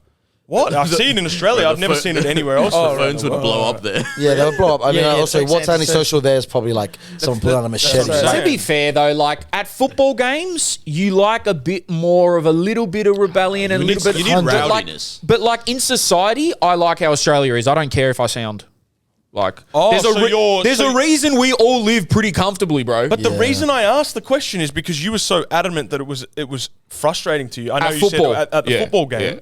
But anywhere Yes. else, it's like, brother, I don't commit crimes, so it's like, Right, okay. I got nothing to. I'm chilling here. Okay, Like okay, cool. I don't think personally with my personality I could survive in a lawless country. Like I think I'd die straight out. I appreciate the honesty. you said like- you said you'd prefer a little bit more lax. Yeah. Did you say that? Yeah. Really? Yeah, me it's too. intense, bro. Like Australia's intense. Like when I go It's a bit when nanny state. I've been to like South America or other parts of the world, I enjoy that freedom. Yeah. I think Rash and I were saying this, like, just from a business perspective, like, as a business owner, it's like a lot of time you're like, bro, do we need paperwork for every single thing that I do? Like, do I really need it? Or is this just another way to get $150 off me? Yep. That's annoying, but taxed a lot. Do you get the UK's same, huh? I don't know. I'm the worst businessman of all time. I think though, but I'm, and this is weird coming from me. I'm a half glass. I'm a Haas He's a Formula 1 Haas. driver. Glass half Harry empty. Haas. Yeah, no, the other one. Glass half full. Yeah, glass half full on how good we have it here. Because a lot of people are saying, and I'm just like, bro, yes, stuff sucks here. But I don't think you guys understand. And I know everything's circumstantial and everything's different. You're right. I Coming don't back here. think people understand, bro. Like, people in other places don't even get to they don't even get to decide their own thoughts. You've got welfare, you've got good weather. Yeah, it's relatively like, safe. it Like could be worse, you can make bro. like there's good wages. Like again, every time I come back, I'm like, why have I left? And then And this is from someone that's been everywhere in the world. Australia is the good. cops in other countries like hanging upside down in trees, like hidden in the night, just like shooting cars. What? For speeding? That's GDA, bro. Man, yeah, they're like people are hiding in like some severe places to try to catch people out. Huh? Oh, you mean like Car the laws. bro. Yeah, Sorry, I yeah, thought you yeah. meant shooting cars for speeding. The other day, like this man just shooting people just to stay in. I thought you meant literally shooting cars for speeding. This guy's going 85. Bang, bang. So that's going to Going 40 zero now. the speed gun.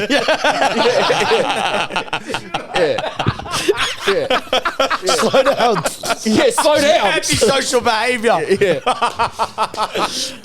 There's pros and cons. You cannot give me a society on earth where everything's perfect, and that's why I think that people that complain too much I think about The one side or Nordic the other, countries got it pretty good. They got pyro and their country works. they do, but there's some hidden problems there. Yeah, there's hidden problems here. Yeah. But that's what I'm saying. There's problems everywhere. Well, that's exactly right. Well, that's exactly right. All right. Oh, by the way, I was at Preston. I texted you. Yeah. At Preston, 5 minutes there. I swear, I had to text him, and I'm walking, and then this bloke just goes, "Well, that's exactly right." I thought it was you, and it was just some masso, and exactly how you say it. He literally went, "Well, that's exactly right," and he looked at me like, "What are you looking at?" I just couldn't believe it. Actually, He was being serious. Yeah, he wasn't talking to me. He was I talking to thought his, he was taking the piss. No, he was talking to his mate. I thought he was talking to you. No, I was walking past. Ellie was staring. Crowd. Right. He's having a chat with his mate. His mate says something. He goes, "Well, that's exactly right." In full walk, and I stopped and looked at him, and he's looked at me like, "What?" And I was like, "Never mind." I even secretly took a picture of him. I don't know what I was going to do with it. Jerome, do you know this guy? He's using your saying. He's about 50. I don't think he listens to your. He was. Yeah, he I definitely couldn't doesn't. believe it. That's all right. No, that's what the so saying's funny, embodied man. of, Yeah, man. literally, that's where I got it from. Right, literally last night I'm at dinner with my girlfriend and we're having a conversation to figure something out, serious. Yeah. And I said something and she goes, "Well, that's exactly right. She doesn't know about you." Oh, wow. And I snorted because I was like, Yeah, I've had this is people. not, I can't laugh right now, but I've had people tell me like, "Fuck you," because me and my wife will be having a fucking like a fight or something, and she'll say it, and then I'll go. literally. You guys got to do. You got to trademark that before. It's a very hard If phrase. you just start making some shirts, because Ange almost said it. I saw you did like a post about that. Yeah, he said it wrong. So What did he that's say? exactly He said right. that. He said exactly right, and I said, Ange, Yeah. listen, if you're gonna steal my shit, Yeah, exactly. like if you're gonna Come steal on, my Ange. shit, bro. On Ange Postecoglou's been sacked. I was right. Hold on, bro. Hold on, bro. Right about what? I've seen your tweets. I know you're on your high horse. What do you mean right, I'm bro? not on my high horse. You are, bro. I'm on my low horse. Right you about predict what? he would get Yeah, sacked? he's putting a prediction that he didn't even do. I did. What? I said that the- at some point he'd be sacked. No, I said that I don't think they're going to keep him after this season, and that's what's happened. I think he did say that. Yeah, but hold on, bro. It's pretty. It's like, not. Yeah. It's not like Say it might rain he's the only tomorrow. one in the world that predicted that. No, I'm not. Yeah. I'm not It's saying like that. everyone was saying Yeah. that. No, they weren't. Or most people. After he fucking won the Europa League, everyone was, "This is the greatest thing I've ever seen in my life." It's like, all right, yeah, but he finished 17th and one game and another game against Bodo fucking Glimt. Respect. Why did you say respect to him? Because he did a doco on it. This guy was getting pneumonia shooting football. Yeah, someone didn't do their research. Come on, man. Respect Bodo, great club, but man. Yeah, but Frankfurt before that was a great result away. Yeah, but who they have before that compared to United? Alkmaar, they had Alkmaar. They lost to Galatasaray. No, listen. But the point is, they beat United, and Jonathan Wilson speaks about this, about like, if you felt the same way before 8 p.m. on that, whatever it was, 21st of May, about Ange, regardless of what the result was, you should feel the same way. It's like, no, because this is a club that is literally famous for bottling, for being cursed. He broke a curse. Whether it's real or not, he broke it. Like, this famous, I keep saying it, two things can be true. It is not good enough to get 38 points when you're Tottenham Hotspur. Under any conditions, injury, 38 points is not good enough. Every Spurs fan I knew wanted him out. I watched one by one, but the second they won that Europa League, every Spurs fan said, you know what? It was worth it. If you had asked me at the start of the season, you get 17th, and that's what's more important. 17th is their worst ever Premier League performance. I think worst ever first division performance since they got relegated in 77, was it? It would be. But I don't even know, but it would then be. He got him something that was literally the only thing that would make it okay. So when you even it out, they take it. Most Spurs fans I know who wanted him out are like, no, you know what? Give him a few more months. Oh yeah, so you would say give him the till percentage September. is higher of people thinking. I know about a dozen Spurs fans in London, and one by one, each one kept falling off because I was, when he was announced, I've got it here. My little, I was wearing this in London, like I was getting laughed at on the tube, but I bought this. Wow. No affiliation to any club, just Ange Postecoglou. Yeah. I bought this in season 1 when he was still doing well. That's so cool. And finally, I can wear it again. But it all Finally, kind I of, can wear it again. yeah, See? absolutely. But well, that's exactly right. Actually, that doesn't work. Sorry. It's all right. Yeah, take that one out. I'm still working on it. What was I saying? Look, most of them were one by one falling off, being like, nah, Ellie has got to go. This is too far. And then when he made the final, a few of them were on the fence. Everyone was kind of saying no matter what, he should leave because I think it's the perfect send-off. But when he won it, every Spurs fan I know went from no matter what, he has to go. Even like in a respectful way, we're like, but keep him. No one's ever given us this. What? Maybe he can turn it around because he came 5th the first season. So you come 5th, 17th. It's like, all right, you've had one good season, one bad season, but that bad season gave us, as a close colleague of mine at Copenhagen and close friend said, like, it is the best night of. He gave me the best night of my life. They have to live in the shadow of Arsenal, even in their banter years, winning FA Cups at least. You got to remember, Spurs hadn't won anything besides a League Cup. And the League Cup's not a serious cup. Their last European trophies in the early 84, 80s. Yeah, and before 1884. don't be bitter. And then they won the FA Cup, I think, 91 against Forest. But Rash, it's like what you said to me with the Chelsea coach. And you said, yeah, but if he wins this trophy, you're going to forget about it. That's how fans are. But at the end of the day, like, how you got to look at it is... The league form is just that bad, bro. Okay, but Ali's right. Reset. It's a new season. You came 5th, then you came 17th. It's going to be a whole new, not a whole new, but different squad, different feeling. Like, you weren't definitely going to come 17th again, and you weren't definitely going to... I think he deserved it. The thing I'm saddest for is Australian football, because the amount of people I know who have started taking an interest in football because of him. I don't think it's over, bro. But are you surprised? Because, you know what Tottenham's like. Yeah, but I thought Tottenham because they... you thought they turned the page because they won they turned a page. Yeah. So you are surprised by this? Yeah, because I've never felt... I think it was like 200,000 people in Tottenham for that parade. They are just, it is their happiest moment in most Tottenham fans' history. It just is. And that goes over everything. And again, 17th is like, it's genuinely embarrassing. There's some moments I thought he did off the pitch were not great. And I love him. I wear his scarf.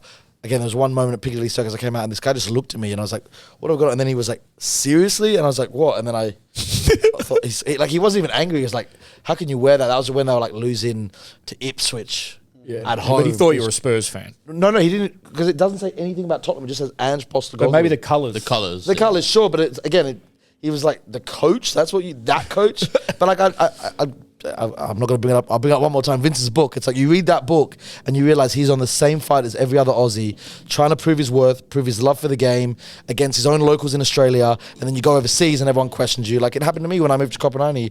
I'd be doing a derby days and someone's like, "Where's your accent?" I'd be like, "Aussie," and they're like, "What are you doing in football?" And I'd be like, "We love it too. You don't realize it." He's that fight for us, and then he's also such a convert. I was reading about Oz Spurs, which is the big Spurs kind of group. Their members of ships have shot up. People are taking my uncle who never was really into football. He's texting me after every Tottenham game. Greeks. You get, and that's we're talking about World Cups giving people the football itch. Ange Postecoglou was the next thing. You Yeah, say true. it's not over. I hope so, but Spurs, I know you don't like him, but you're biased. They are a legitimately big Premier League They're club. huge, bro. They're one of the huge. biggest clubs in the world. Exactly. And we had an Aussie who had become this cult icon. I don't know. I think it's a great... I'm mostly sad for Oz football. I put it this way, He'll right? get another job. Yeah, 100%. You're right. Two things can be true. Horrible season. Bad Horrible in the league press. season. Horrible league Horrible season. league season. Bad in the press. Shocking. Like all of that. But then, yes, incredible achievement that they're not going to experience maybe ever again. Who knows? But I just think that I think it's the right thing for him. I know. I agree. I think it's better for him. It's better. And I know everyone's like, oh, yeah, but Ange's whole... Vince will kill me for this. Because like Ange's whole point is that he doesn't want the easy way out. It's not about that. It's about... You're a football manager, bro. Like, I called him bro. I But called why Ange do you bro. think it's better for him? I'll tell you why. How do you say bro in Greek? because they're like a losing culture club. That's Not that's anymore. What I He think. changed I it. know, but my point is, they've just won. Like, I don't agree with it. I think it's better for him, and I'm not surprised. But it just signifies the culture at that club. Culturally, maybe I understand, but like it was better for him to stay. He's been working with the same players for like 2.5 years. They invested 200 million, 300 million behind his football. And they already There's know his arguments for that, but philosophy. I just think And they're as in a the club, Champions they're League. just not like, they just don't have the culture of winning. He brought that in, which, yeah, okay, he could maybe. I don't see him doing anything significant in the league next year at Tottenham. That's what I was culture's gonna- like I don't know. I think culture's a bit of a buzzword, bro. Like once got you him in the start winning, then Champions it's like League. culture, No. you know what I mean? and that's the other thing. Ange would have been in the Champions League.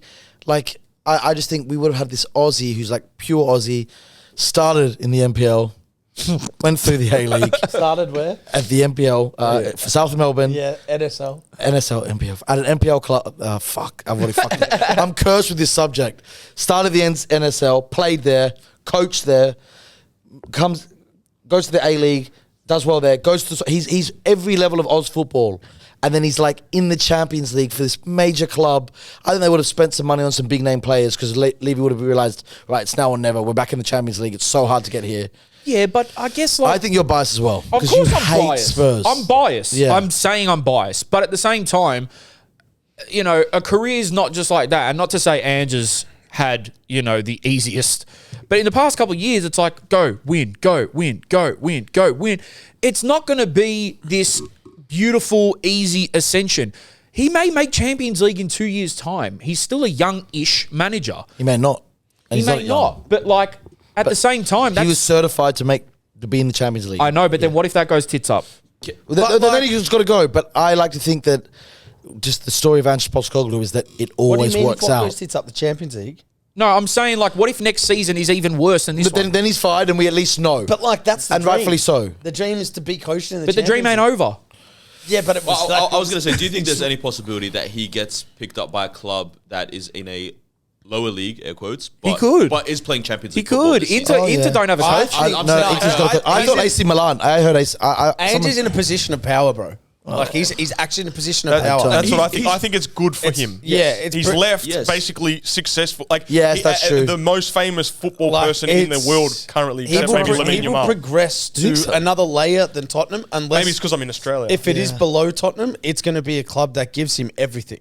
So either way, he's in a position of power there, or he gets a bigger club. I agree. I think he's able to go to a league outside of England and pick up a club that is bigger than Tottenham is in England. AC Milan's a good example. Right. They've just fired. But AC Milan's a great example. Yeah. They got a Tottenham was always top. By the way, Ange's Allegri's gone experience to at Tottenham, Juve. it was always going to be a basket case. Come back bro. to Juve, hasn't it? I know, and that's my point. So if you look at it holistically, if like, bro, this was always going to happen. To come out with a Europa, flex, that's bro. what I mean. I've heard a few people are throwing around a few clubs. The big ones You're right. He's gone to AC Milan. Allegri. Allegri. How have I missed that? AC, no. It's Apologies. Inter. Inter's coach went to Yeah, Al Ahly. in Al Hilal. Yeah, but Inter's Yeah, got that. I'll- Inter's brought in, I think, their under 23 manager, Chivu or something. Oh, Kivu, yeah. So these are the clubs that people are throwing around. Leeds are a big call. Massive club back in the Premier League. Could be Leeds. Some people are saying Bournemouth and Brentford. They're saying that there could be like a swap like Frank to Tottenham Ange to Brentford. I don't like that because they've been overachieving already. So whoever replaces either of those clubs, That is a good point. you're up against it. Like it's like Someone on Reddit said, and people are going to disagree with this, he suits a big fish in a small pond. PSV, Ajax, Porto, Benfica, Fenerbahce. I was just gonna say, But Ajax is no, because they've just got they're happy with it. They got Heitinga. what? Yeah. When did that happen? Jeez, I'm behind the times. 3 days ago or something. Who'd they have before that? Had the guy from Nice, didn't they? Frank something. I just researched. I didn't even know Heitinga was there, but like they got Heitinga now. So Where one was of those he? names you Was haven't he heard. Everton? Yeah, No. Everton. yeah, Everton. Yeah. Everton. But yeah, I mean, look, I think Ange is the greatest manager ever. I think he's. Ever? It's just because he's gone from Spurs. This is only me. I think this guy's- I am biased. At least I admit it. That's you the know, problem but- with people. They don't fucking admit But it. what I want to say about your prediction is, and I think I said this on Twitter, is you said that he wouldn't win anything. You thought he wouldn't. You were thinking he Yeah, I wasn't did. gonna win I got proven wrong. Well, hey, do you reckon Just so Ange we're is the clear. type of character? We're to clear, want but it's a us- fucking Europa Do League. you reckon he's? It's not nothing. Hey, do you reckon? We've won it. We won it twice, and we didn't give a fuck. Next. Congrats on your conference league. Hey, but do you reckon Ange is the kind don't of give a guy anything that about will that. want to stay in the Prem? Yes. Yes, purely because of the Unfinished- results? Yeah, unfinished business. What's one his thing- name said he wants to stay in the Prem. He's got Fucking Ange's got an ego, and he wants to. And he's deserving to be in the So, Prem. what are his options in the Prem? Let's narrow it So down. this is what I was going to get to. Do you think he can do West Ham. good enough in the Prem that he's competitive in the Prem Why don't with you any want- club other than Spurs? Well, I think now, like the likes of everyone, you've got to spend like 200 million. Why not West Ham? Like think of Nottingham Forest. That stadium, like I want West Ham to go Newcastle. bankrupt and come back with a new stadium. West Ham aren't West Ham in that stadium. I just hate that I've stadium. watched the game there. It's the worst stadium. It's like in Lakeside. football. No, Lakeside's great. I'm joking. I did watch a game there. It was horrible, but I don't think great. I don't say you were joking. West Ham is such an amazing No, club. I'm joking about South Melbourne. I'm saying I've been to West Ham. My argument for hating West Ham is I used to love West Ham, but watching them in that stadium is like Soulless. It's like your mate in the wrong relationship. It's like you guys need to break up, and you need to be in a Wait, stadium. what's wrong with it? It's he the was old really- Olympic but the Stadium. mate was really West Ham is confident it was really going in. Yeah, exactly. Because he's like, this is going to be Connected it. to a fucking They shopping got the centre. Horrible. the Olympic Stadium. Upton Park, the old ground, was the most quintessentially British or English London stadium. The walk from the station, the pie and mash stores, the eel fucking stores, everything, and they gave it up to go next to a shopping centre in a fucking stadium with an athletics track. Everything in there is hate just that, bro. new and like not cool new. Like it's just not where I could see other clubs being in there, but West Ham is such an authentic. You go. I always say when you go to Italy, the most popular club is West Ham because of like their influence over like music, like ska music and punk. They're punk. cultural. They are the most cultural club, or interesting. one of the most cultural clubs. Do the fans hate it? The stadium? Yeah, I know fans who've just given up. Oh, wow. Well, You Potter won't last, so maybe Ange can go to West Ham. don't think Potter will last? Hell no. I just don't want to see. Someone said Everton.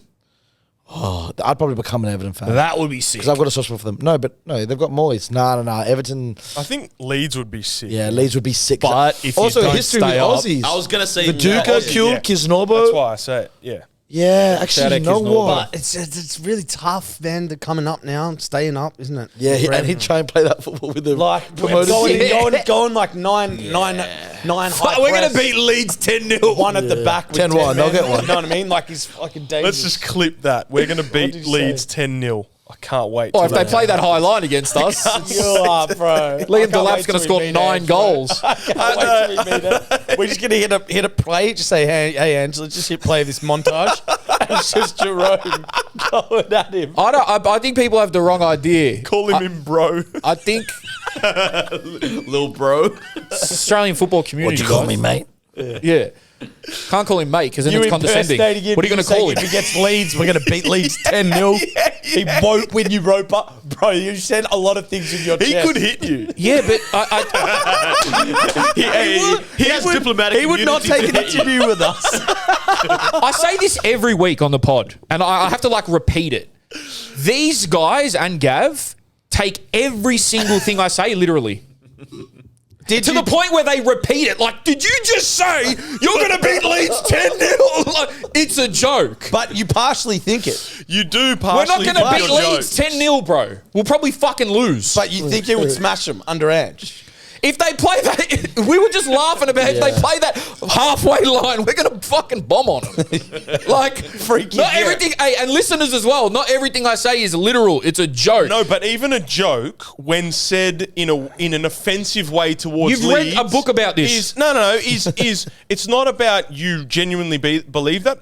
It's so disrespectful to joke in that way that if you guys then lose to Chelsea, it's like, let's play that tape back when you were joking that you were going to win 10-0. What do you get mean? what I'm saying? I hate Leeds. I'm a Chelsea fan. It's not that you genuinely think that you're going to beat 10-0, beat them 10-0. Yeah, but see, again, you're diving too take deep. it literally. You're diving too deep now.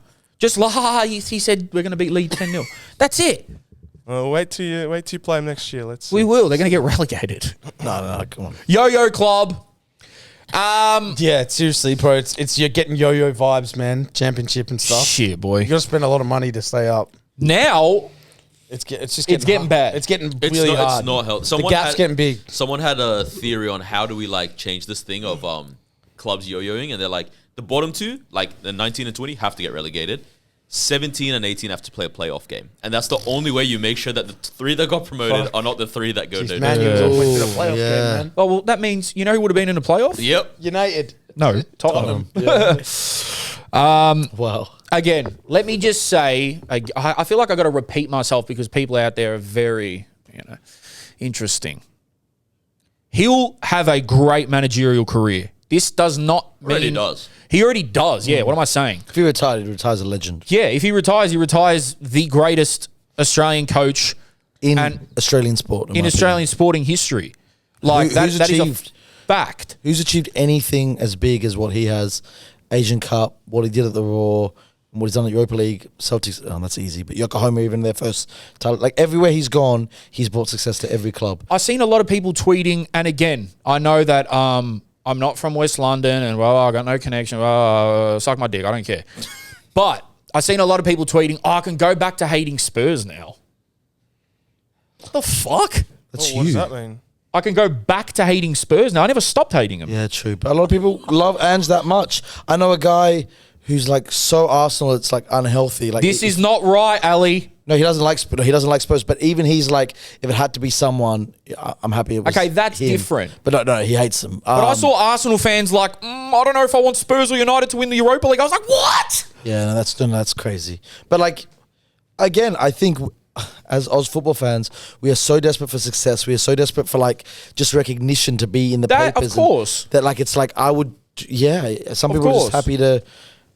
Yeah. Look, I guarantee you he'll either go to a decent European side or another Prem team. There's no two ways about it. Someone did say he will not join a club now. They're saying that he's going to By this time, come in maybe in a couple of months into the season. That's what they're saying. Let's see. Because now to just go in after such a catastrophe, not a catastrophe, a circus, I should say, at Spurs with the highs and lows and everything like that, maybe he just needs to reset, yeah. really think about his options, Enjoy Greece. enjoy Greece. Bro, you know the imagine he just bonuses gets to he's the getting World Cup. and the payout he's You can getting. go international for the World Cup. People are saying Like, Scotland.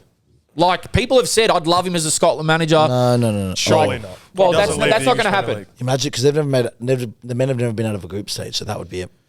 Actually, I kind of love that. Well, Exactly. He probably would. he won't go international yet. His personality is perfect. Scott for Scotland. McTominay.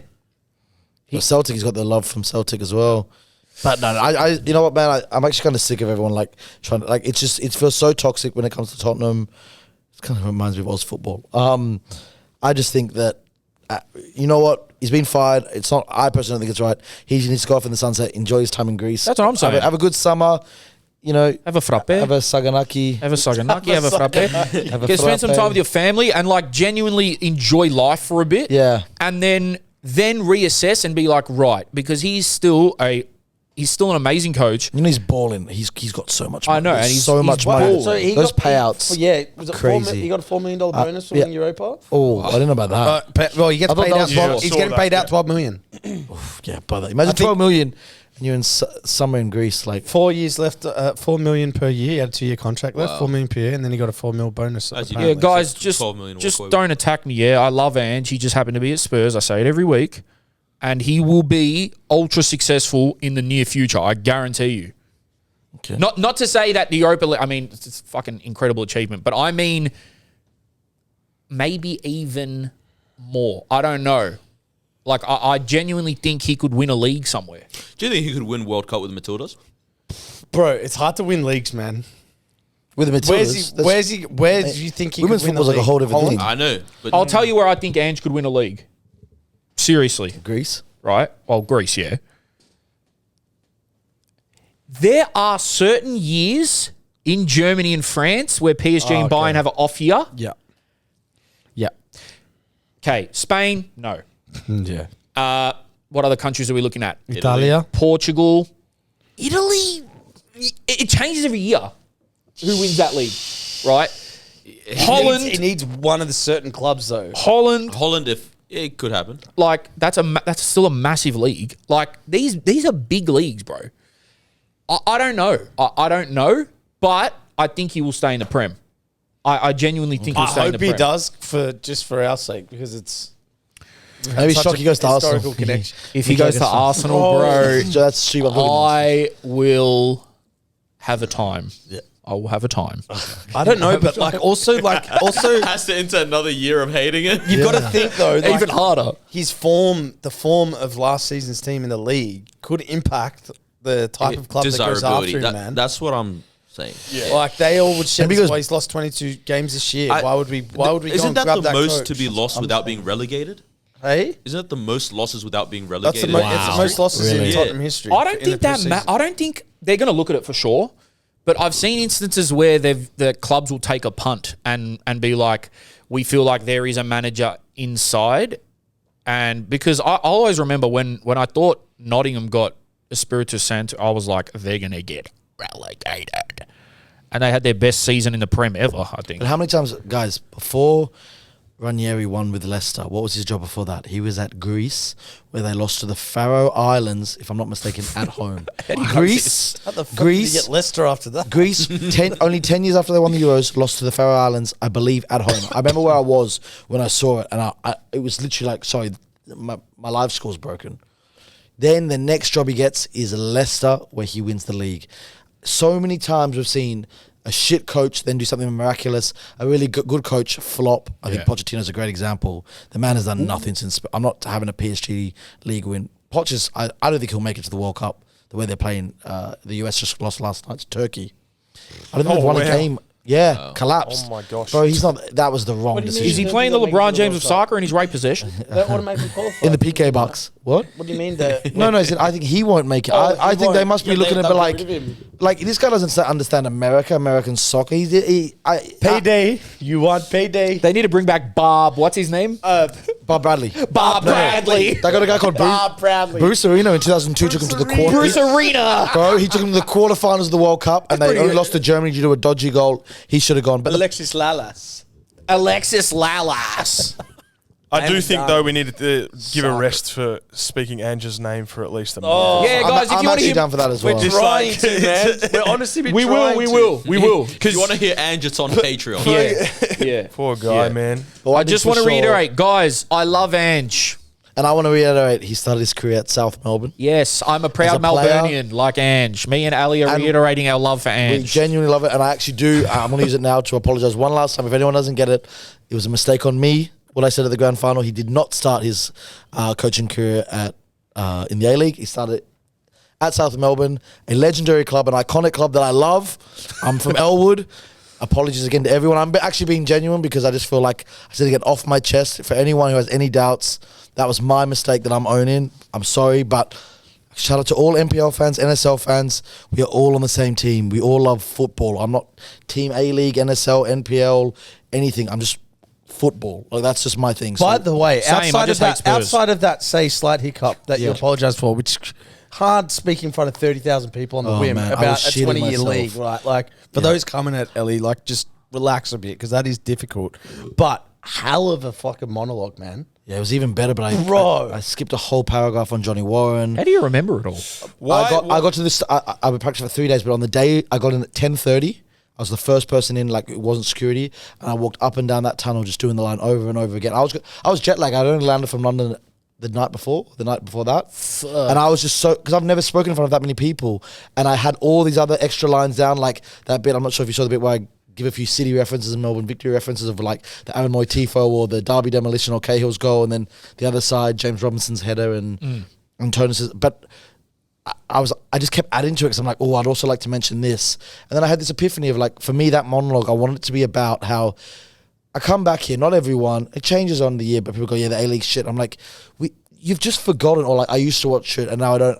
It's like, this league genuinely, I keep saying this, has given us so much, so many incredible moments on and off the pitch. It's given so many careers. I wanted to try and fit this in, but I didn't have time. Like, how many, I don't have to tell you guys, you worked in it, how many people have jobs in the A-League who get to have a job, have started as nutritionists or like backroom staff or media or whatever, like people who just want a job in football that wouldn't have a job in football if it wasn't for the A-League. How many, what do you call them, the fucking Backroom Seuss's staff. and backroom staff, like who just, you know, Backdoor I'm staff. back there practicing and I see how many people who love football are given a job, a career through this, and then probably go on to bigger clubs and bigger leagues, but this is the starting point. This or the NPL, of course, but it's just like so many moments, so many players that I'm like, they started here, as I said, and the reality that Ange, after what the disaster that happened with the young Socceroos down in 23s, I think it started again with the Raw. Like he was working at the soccer shop, and then he had nothing, and it's because the A-League existed and was big enough that got him to where he is. So I just really wanted to get across with that was like how lucky we are for the A-League. Doesn't mean the other state leagues aren't brilliant. They are. I think the thing is, Ellie, there's a lot of people in Australia that are either NPL or A-League, and I understand and they insert you inside.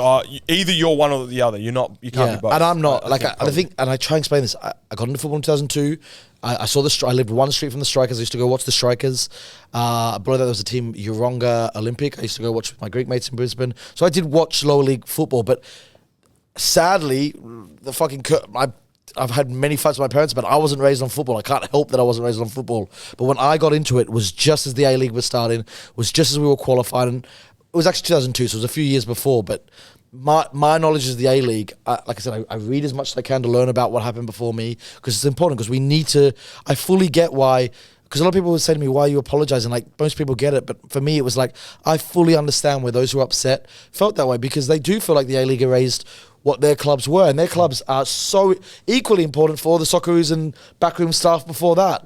But it was just one word that I got wrong. And again, I just really genuinely, I get why you're upset. You have every right to get upset. Just the only thing you need to know from me is that was a mistake. But overall, but on top of all of that, it's like, I love both, and I'm not going to apologize for that. I love the A-League, but I also love all the NPLs and anyone who's involved in football in any way. It's just like, I think that gets forgotten, that like we have so much up against us. Like literally, I've gone through it before. There is so much up against us. For some reason, we seem to think like we need to bring each other down, when it's like, man, this is all one fight for this game that is just is this game that we all want to like just thrive, because we know how happy it can make us all, and instead we're using it to like make each other not happy. I just can't get with it. So yeah, I've said that. I think that everyone's entitled to their own opinion, but it's just more fragmentation. So whatever, man, do what you want. Right. It's time for Amateur Agents. Brought to you by Oh, okay. No one. no one. I thought we actually had someone. I was like, am I supposed to know this? I was like, you've just What's going on? What's going on? I'm like, oh no, man, have I forgotten something? He's like, actually, no, don't read that. That's where you go. Brought to you. We're back Those to being guys sponsored from by. By the way, our Instagram chat moves so fast that it's very easy to We're miss back to being things, so. sponsored by no one on Amateur Agents. So anyone out there that would like to be a segment sponsor or a show Right. sponsor, There's reach like out. hundreds, so we're going to try to move quick. yeah. Have you watched Amateur Agents? I've watched every episode. Yeah, Now you're a part of watching it live is amazing. Here we go. It's so much more exciting than in real life. Like, what's gonna happen? Yeah. Rash, this is for you. Did Thursday's game change anything about Rash's idea that we shouldn't look to Japan to improve the game here? We can't dominate anyone in cap locks with our strongest 11, let alone with a second string 11 against another Asian big dog. Yes, we won, but which playing style develops better footballers? Bro, we won the game. Why would we why would we copy a team that we lost. Fair enough. I mean, sorry, that we beat, that lost against us. Did we? What? Was the last time we beat them like a long time 2010. ago? I think it was 2010 at the MCG. So Cahill. that is a better question to you. The last time we beat them was Perhaps, but I believe I read out last time that we've got a better 2009 record maybe. against 2009. them. Qualify for 2010. Yeah, it was Apologies. 2009, I think it Yeah, was. I'm- Beat them. Yeah, but hold on. I did this breakdown last time. I can't remember the stats. I know, but I'm but pretty I'm sure just we saying, have the upper that's- hand in the head-to-head against them. I'm pretty sure. But how if we haven't beat them since Nah, 2009? you can't. That can't be right. We beat them in 06. They beat us in the Asian Cup final. Remember in 2011. Like, bro, no, sorry. It might have been Korea. They have us yeah, on us. Korea. I think Korea so. have the yeah. the head. No way, head-to-head. Japan. That's what they're doing. It's to Korea us, have man. the better head-to-head.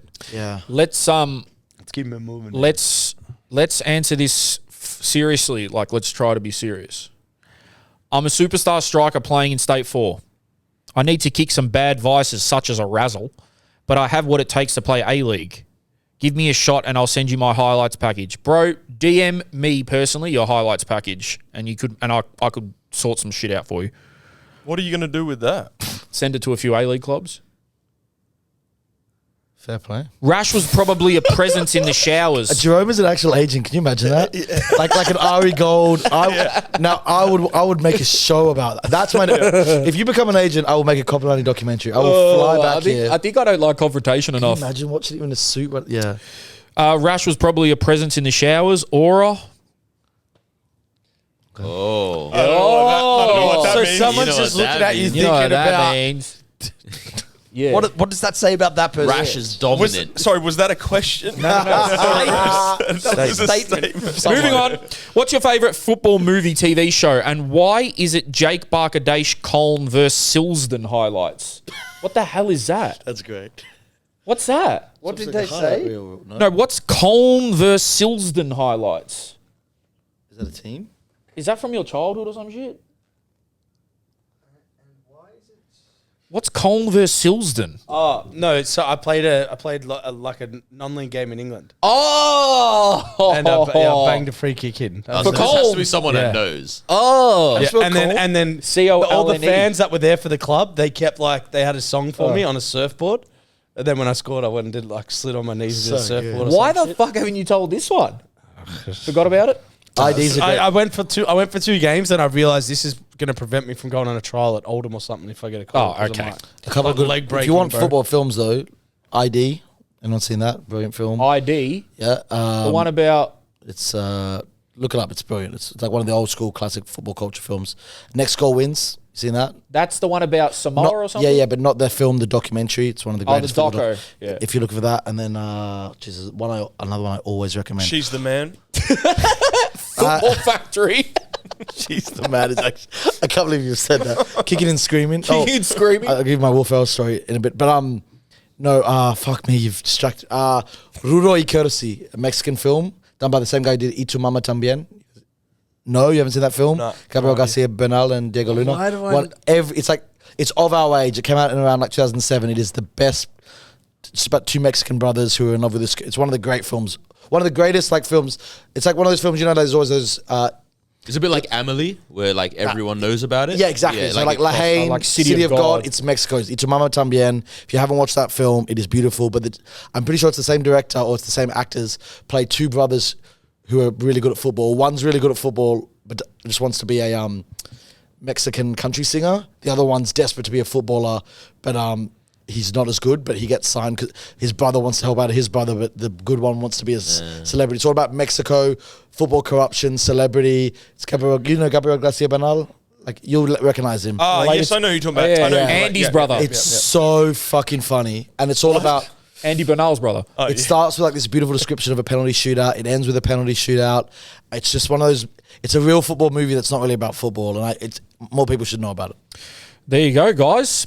Jerome sliding into that girl's DMs like a kamikaze. Take a touch, big fella.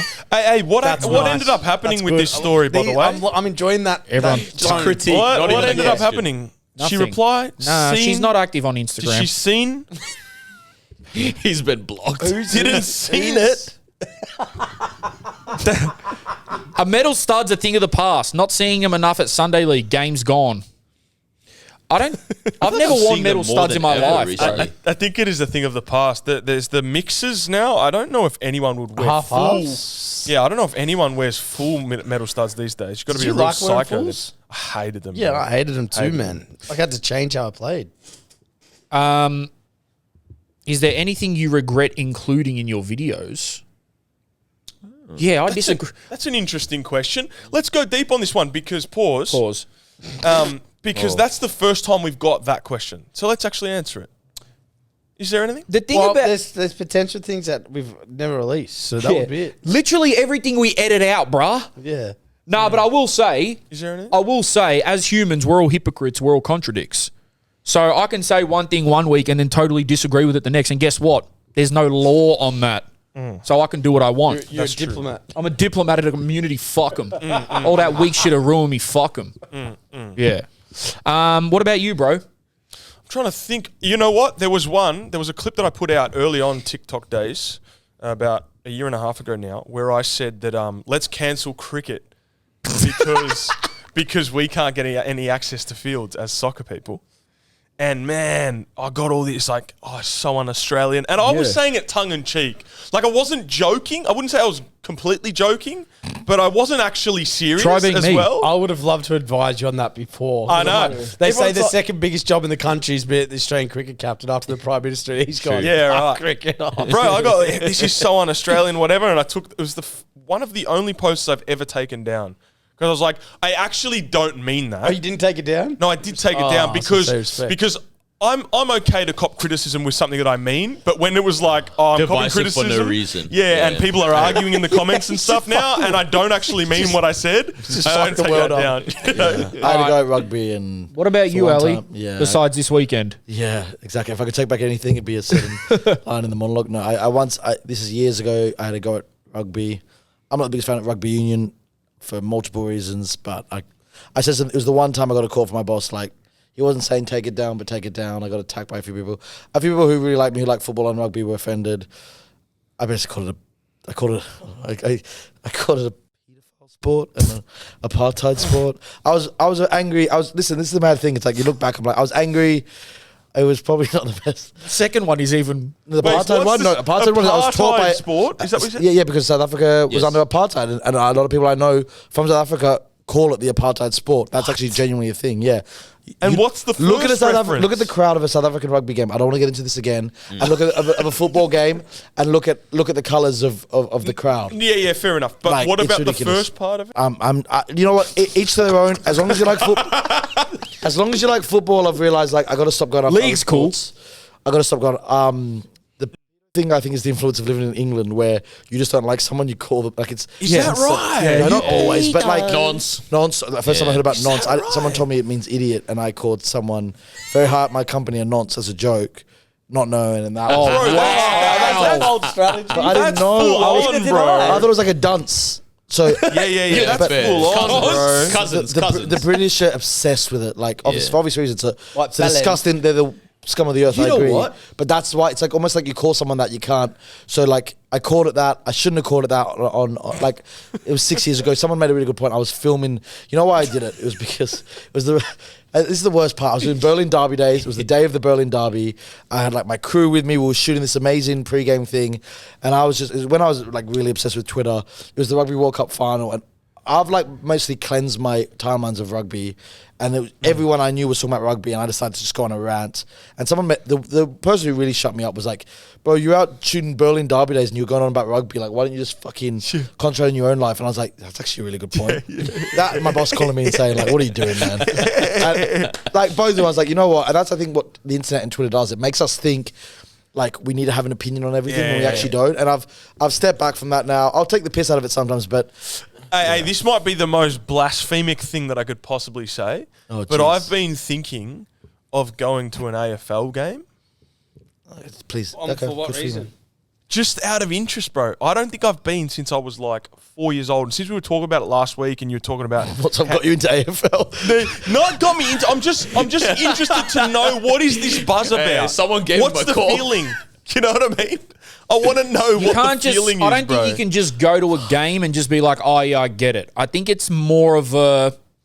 You might have... Depends what game you go to. Because I guarantee you, and people are going to kill, Ali might even kill me. Bro, if you go to an Anzac Day game, you'll feel something. No, it's it'll be electric. It's sick. Like, it is loud as fuck. It's electric. But if you just go to, you know, Doggies versus St Kilda at fucking Marvel, you're going to be like, what's this hype about? Right. That's probably where you got to be a bit. Last AFL game I went to, What? 2010. Richmond versus Collingwood. Richmond versus Brisbane. Obviously, I was in Brisbane. Oh, yeah. I was a Richmond fan. It was the same night Australia played Ghana in the World Cup. Yes. My friends thought we'll try and create an atmosphere. And that was like, I'm done with this. we made hats like they wore in South Africa. You know how we bought vuvuzelas. We didn't get these vuvuzelas in, but we made these, you know, the South African hats that they wear where they decorate them. Yeah. It's like a hard hat. And you put your team. So I made Richmond ones. My mates. Wow. Actually, no, all my mates were an AFL fans, so they came with me. Ben Cousins had gone to Richmond at the time, I remember. And then Good old Ben. I tried to start a chat, an atmosphere for Richmond. And I'd taken off my hat. I had a bit of an afro at the time. And someone just screams out, "Hi, Afro, if you want to sing and shout, go back to Morocco and watch soccer."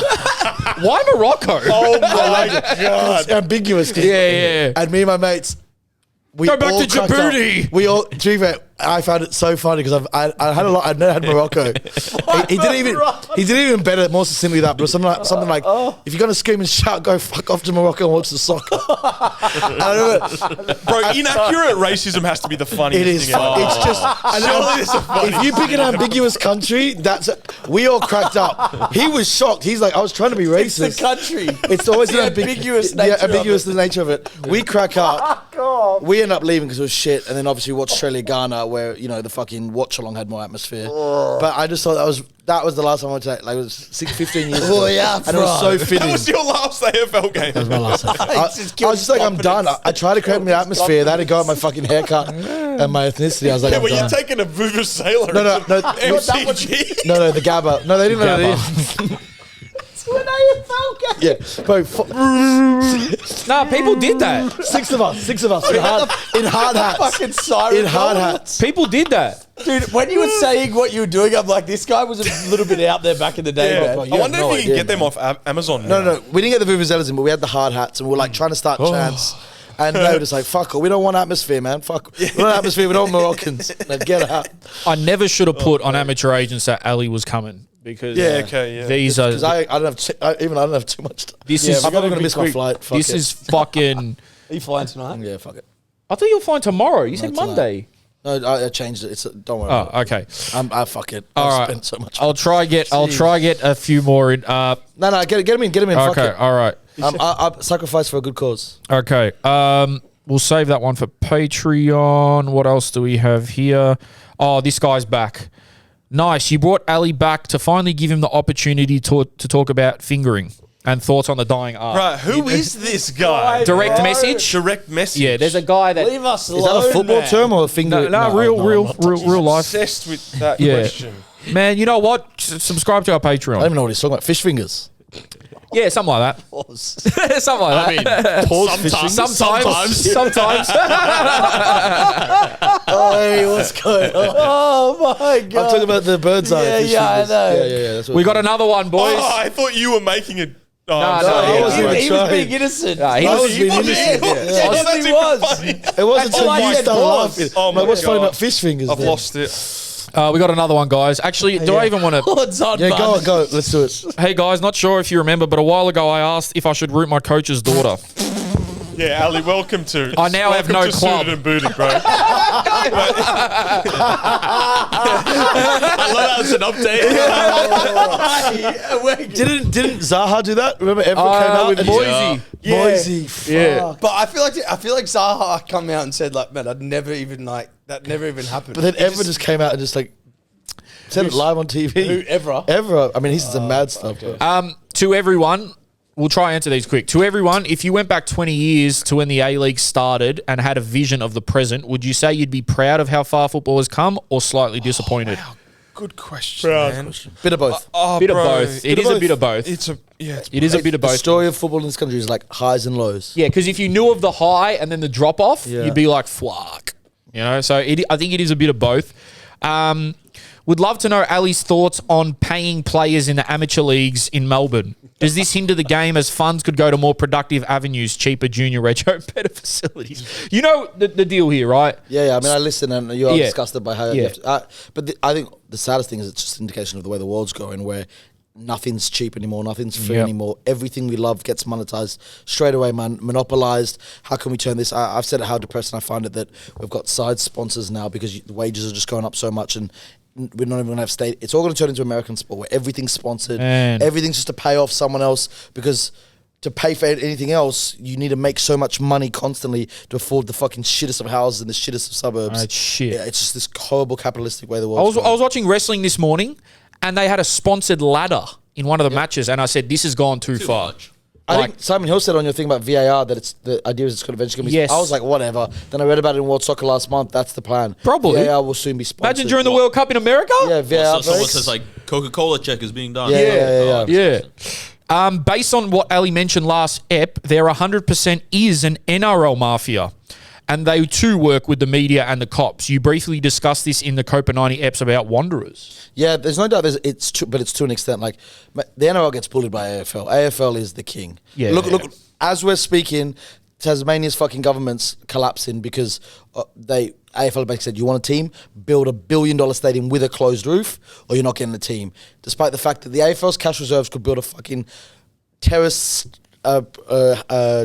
dome stadium on every city and second city in this country. That organisation has so much money they don't want to spend a cent. I spoke about this last time. The Suns, in that book, it speaks about 146 million, and I think the government paid 100 million of it. It's a joke. I think it's a joke. Like, there's just so many. Someone made a good point. I totally forgot about that.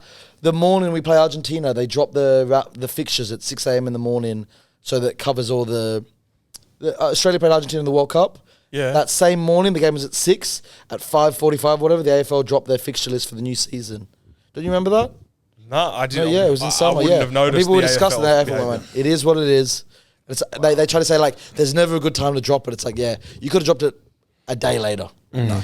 I'm sure there is a case of it. I know that there's, again, a fantastic book I need to promote. We should just start my doing latest it book, back. The Game That Never Happened. Highly recommended. It speaks about the efforts both codes have gone in the last century and a half to, like, stop football even having any kind of integral part of the country. It's called The Game That Never Happened by Ian Cyson, who you have to get on this pod because that man can speak about. It's The Game That Never Happened. It's about how basically football in Australia has such a deep, rich history in not just like the ethnic communities, but the Australian community. He speaks about how the Anzacs, the story of the Anzacs, the law of the Anzacs has been monopolised by the AFL and NRL, but there were just as many football players playing there. He speaks about the VFL and their efforts long before there was an AFL in screwing over football and taking public spaces. The amount of articles that have been written to demonize and hurt the game, going back to the 1920s, 30s, 40s. He's a historian of. He's gone through like every newspaper going back to the 1800s, and it's called The Game That Never Happened because it's the idea that like football it's not only reading this you realize football has been going since the fucking I don't know the terms, but like the gold rush era. You know what I mean? Yeah. In the mining towns when this country was barely formed, it was football that was like the core part of these towns, but. In so many ways, I had this one. Wait, when you say football, which football do you mean? Real football. Well, I mean, when you think about it, like the first people that came across here, it's like naturally Brits. they would be Yeah, playing Brits, football, right? Yeah. 100%. I'm just going to read this paragraph that he saves. He says, the effect of this propaganda, this is about, I'm not going to read all the letters, but all the kind of media that was used to undermine football long before the age of like digital media and long before even like, popular media of the 80s and 90s. We're talking about like the old days, just print and how basically we think that football, what he does so well in this is explains that football, he doesn't undermine the other sports because they are Australian, inherently Australian, especially AFL because it's formed in this country.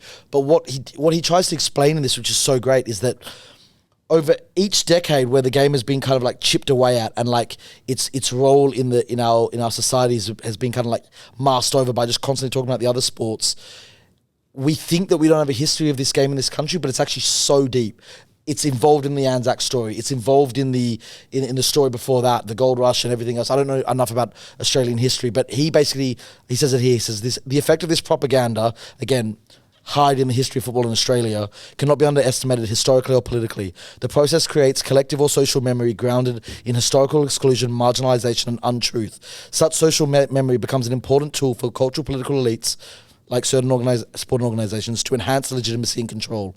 In this way, the hegemony, which is basically the domination of a couple of organisations or one, is achieved or solidified. The stories told about soccer in the name of VFL are very much part of this process of maintaining cultural hegemony. While the dominance of Australian rules football at this time is not in question, as in it is massive, there's no denying that, the lie it tells itself and its supporters about the world of sport point to a severe case of anxiety and insecurity. The most important aspect of this propaganda work is the reaffirmation of the notion of soccer as a foreign game, an issue soccer still confronts to this day. In 1920 in Melbourne, soccer was a perfectly legitimate local option for those inclined to play the game in such suburbs as Albert Park, Coburg, Preston, Footscray and others.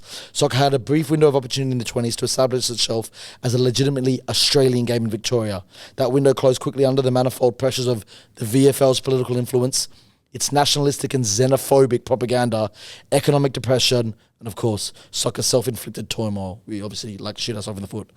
It has never fully reopened. The idea that there is this lie, and that he just hits it on the head so well that like we have this idea that like, and I've spoken to some people about this, that if I can have one kind of thing I can pass on to every football fan watching this, is that like, I like football, but I know it's not inherently Aussie or where I'm from, but it is. You just don't know that. It has just been over every decade in so many ways, it's been hidden or masked, and we're not told the great stories that we're told about AFL and the Jeselenkos and all your whatever else on rugby league side. I don't know that sport, but it's in there. It's just been hidden by mainstream media, so it's not like this thing that we all share, these stories of the South Melbourne Bloods and the Hawthorn Hawks of the 80s. We don't have it's not shared in culture, so we don't, it's like society is like a collective, right? And we all share these same quotes and stories and things that we know, but we just aren't football has never been shared in a mainstream way until, let's say, the 90s, 2000s.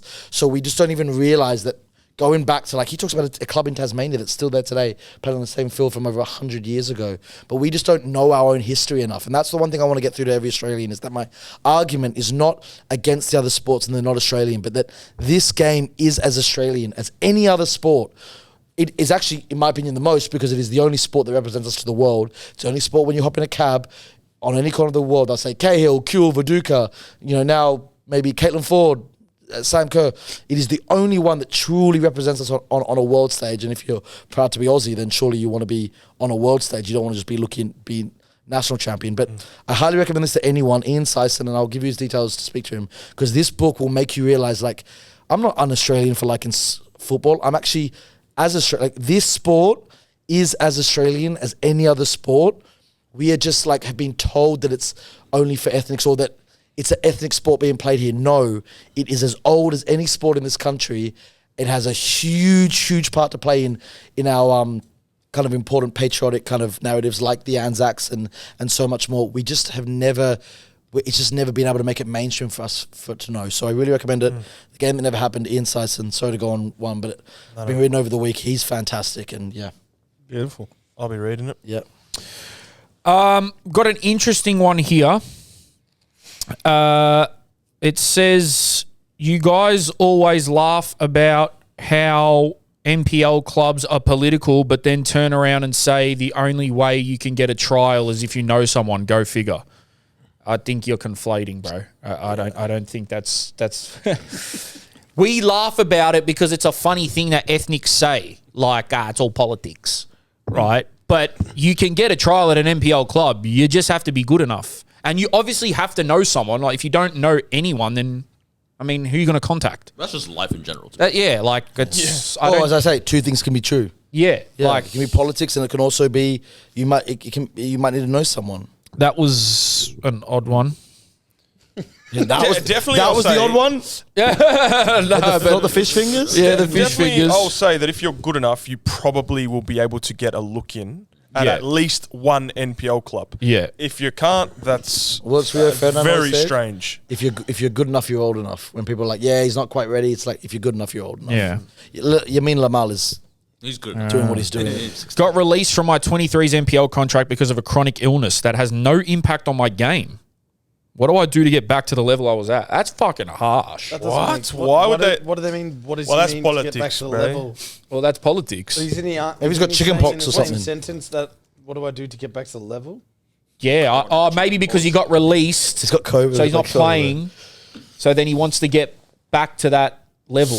Wait, so they fired him because of his chronic illness? Yeah, that has no impact on his game. Yeah, but maybe it's like allergic. He's contagious. So, Chronic but I illness think is he's talking about like contagious? how can he He's got a- improve his football, not how can he Fish solve fingers, his, I don't know. Yeah, no, diagnosis. obviously. Yeah, so Just trying to I'm understand. going to try to answer this one seriously. But yeah, Um, I'm sorry, I'm lost on yeah. the first part. I hope you're alright. Can you read it again? Just because I don't want to take. Got released from my 23's NPL contract because of a chronic illness that has no impact on my game. What do I do to get back to the level I was at? He's definitely talking about not playing. Sue them for unfair dismissal. What the hell? How do you get five having a Well, suing an NPL club is impossible. Yeah, it's a challenge. No contracts are signed. Yeah, I hope you're alright, bro. That's a problem. I mean, get into a lower division club and try to get play minutes. football. Yeah, 90-minute games, not just train. Like if you're just running or you're doing one-on-ones or you're doing like small group training stuff, that's not going to get you to the level. You need to be playing games and in realistic situations. Good advice. We'll do a few more. I have a question for Ellie, but once you're done with all these. Yep.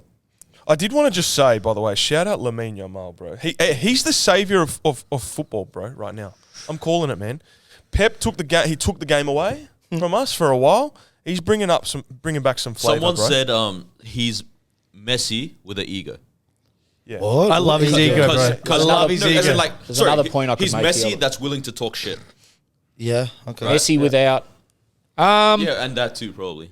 Ellie, I'm very passionate about football, but struggling to find a particular medium to express that passion through. So I was wondering what made you settle on making documentaries as the best thing to express your passion. Love your work. I mean, before that, I was on Twitter. Unfortunately, Twitter's not what it was. So it's not Sure. the same name. in the last But like, 24 hours. yeah, the Twitter community back in 2010, 11 was actually 11. That's when I got it. Was the most amazing. It was the thing that got me to where I am, and like that's how I saw the link to best job in the world by an Aussie guy retweeting it, and I made so many friends. So that was it. Now it's so toxic. I wouldn't go on there. What's the best medium to express yourself? It depends. Pods. There's so many great formats to have. Someone followed up with a question saying, "Boys, I'm looking at starting to do some football content." And what I will say is, and I'm giving away free sauce here, do something unique because, yeah. and don't say, "Oh, it's too hard." There are ways to do something unique, and whatever you're the best at, capitalize on it. If you're better at writing than you are at speaking on camera, write. If you're better at showing a personality and joking around, be on camera. If you're better at, describing things with your words, do a podcast. Like, find your niche is what I say. Yeah. So I get asked a lot. I'm like, find your niche. Don't just try and be like, I know everything about fucking the big four leagues. It's like, that's covered. If you know everything about Greek football, make that your thing and find the cool stories that people that make Greek football interesting.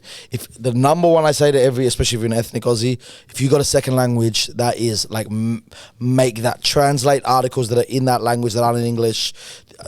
I always say this, like I would have 10 times better docs. I would make 10 times more money if I spoke another language. Yeah. Because if I could read the Gazzetta dello Sport or AS or fucking Dutch papers, German papers, whatever, like build, there are just so many insane stories that aren't in English. If you speak another language, make that. If you've got a niche, make that.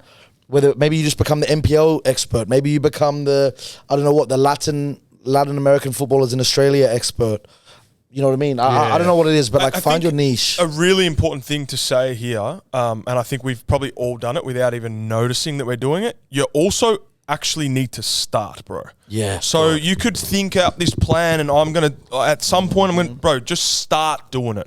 This week, not this week, tomorrow, post something.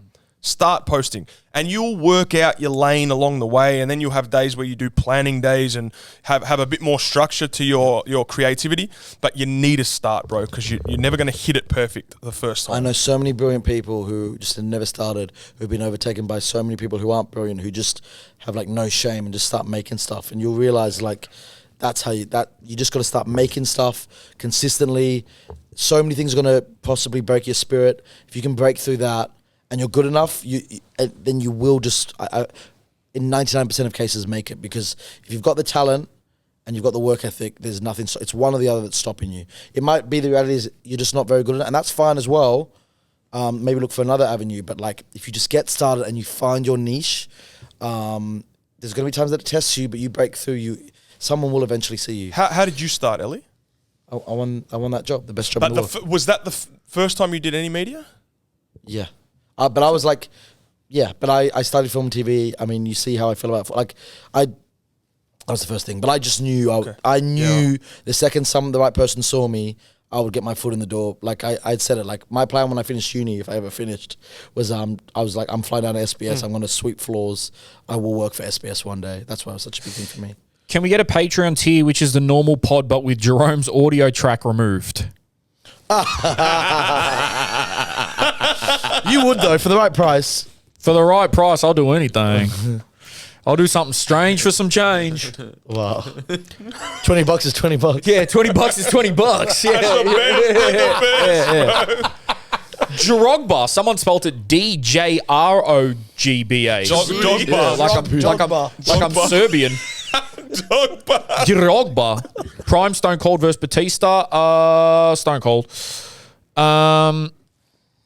In our State 5 game this weekend, the coach dropped a player for being 45 minutes late. Is this too harsh? No, bro. Well, he's missed half the game, bro. Minutes late.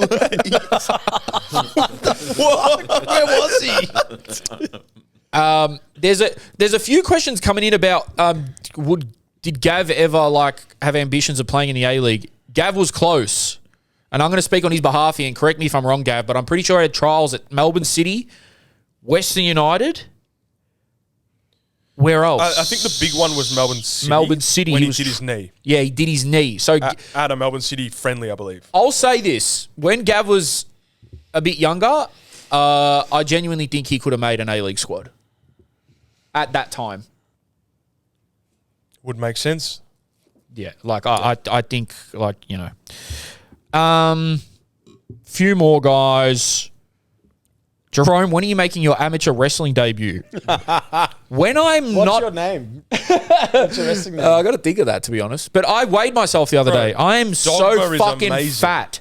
He's gonna call Dogba as a himself wrestler Dogba. is And come out and amazing. go... Tell the people what you did, bro. You did do that. Can I we told tell him. I get a Did you few tell woof her? woofs. Yeah, we did the victory in business, and I said he's got that dog in him. And then Jake goes, well, for the older people in the crowd, maybe, what does dog in him mean? And I go, woof woof. And I go, give us a woof woof. By the way, this is a room of 1,500 corporates in suits. Our first at live Crown event. Palladium. Within 5 minutes, Sooner than booted. Jerome goes, I'm a little bit nervous, gets up there, within 5 minutes goes, hey, everyone in the crowd, give me a woof woof. And then Gav goes, we can do better than that. Yeah. And then I said, and then someone goes, woof. That's it. But the thing is, you got to understand, Jerome thinks he's speed. they're all corporate, but at the end of the day, they all take dirty shits. They all wake up and they're the same have people. fish fingers? They all have fish fingers. They're the same people. I don't like fish fingers. They're the Is same that people. a saying, or have you just made that up? It's not a They all take saying. dirty shit. I'm just saying that Everybody's shit stinks, man. everyone's shit Yeah, I stinks, think man. that's the saying. I wasn't Yeah, trying to make a saying. Yeah, I was well, saying they shit. literally Everyone have dirty takes filthy shit. shits. No, filthy shits. They do they not? I guarantee you everyone in that building has had diarrhea. Did you say that to them? I should have. We need to break. Yeah, you're not better than me, man. We need to You break- take dirty shits too. As they escort him off. You'll pay for this. Well, they did pay for this. Let's go. They did pay. What Do they not? That is so... Type shit. What does that have to do with anything? Oh, you guys are so fucking stupid sometimes. Shit, that makes sense. What do you think my point is? It's not worth it. What are your point? What's my point? I know what your point is. What's my point? What's my point? It doesn't matter. What's my point? What's my point? The weird shits come out of their ass. No, that's not my point. What's my point? We're all human. Like Well, thank you. I just have a unique way of expressing it.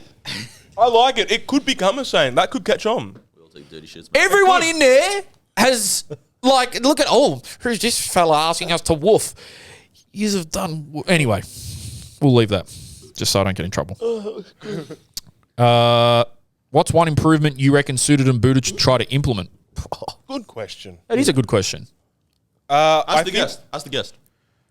No, I'm not going to do that. Oh, yeah, bro. I don't like Ali's criticisms. Yes. Come on. Give us the feedback. I had it's not one. criticism, it's feedback. What was the He question? needs you to read it again. He was in his. What's own one thing we can improve at Suited and Booted? Was that the question? Yeah. Someone asked us that. but What's we're your asking words? you. One thing it's kind of become part of it. It's like I feel like the set could have a bit more football kind of insignia. Like I told you, Yes. the good guys at Ultra, fantastic place. They've got these custom made Socceroos rugs they've made from like 06. That they told me they want me to give you one of them. They gave me one of them. It's in my room. And I feel like it could be more football themed. Obviously, you don't want it like to be on the nose like lame football stuff, but I think there could be stuff that kind of like allude to this That's being a fair football enough. podcast. Can I ask you specifically, have you watched any of our vlogs? Yeah, I've watched like the Lygon Street one and the What's Oakley. one piece of criticism or feedback that you could give on our vlogs? Because that's your medium.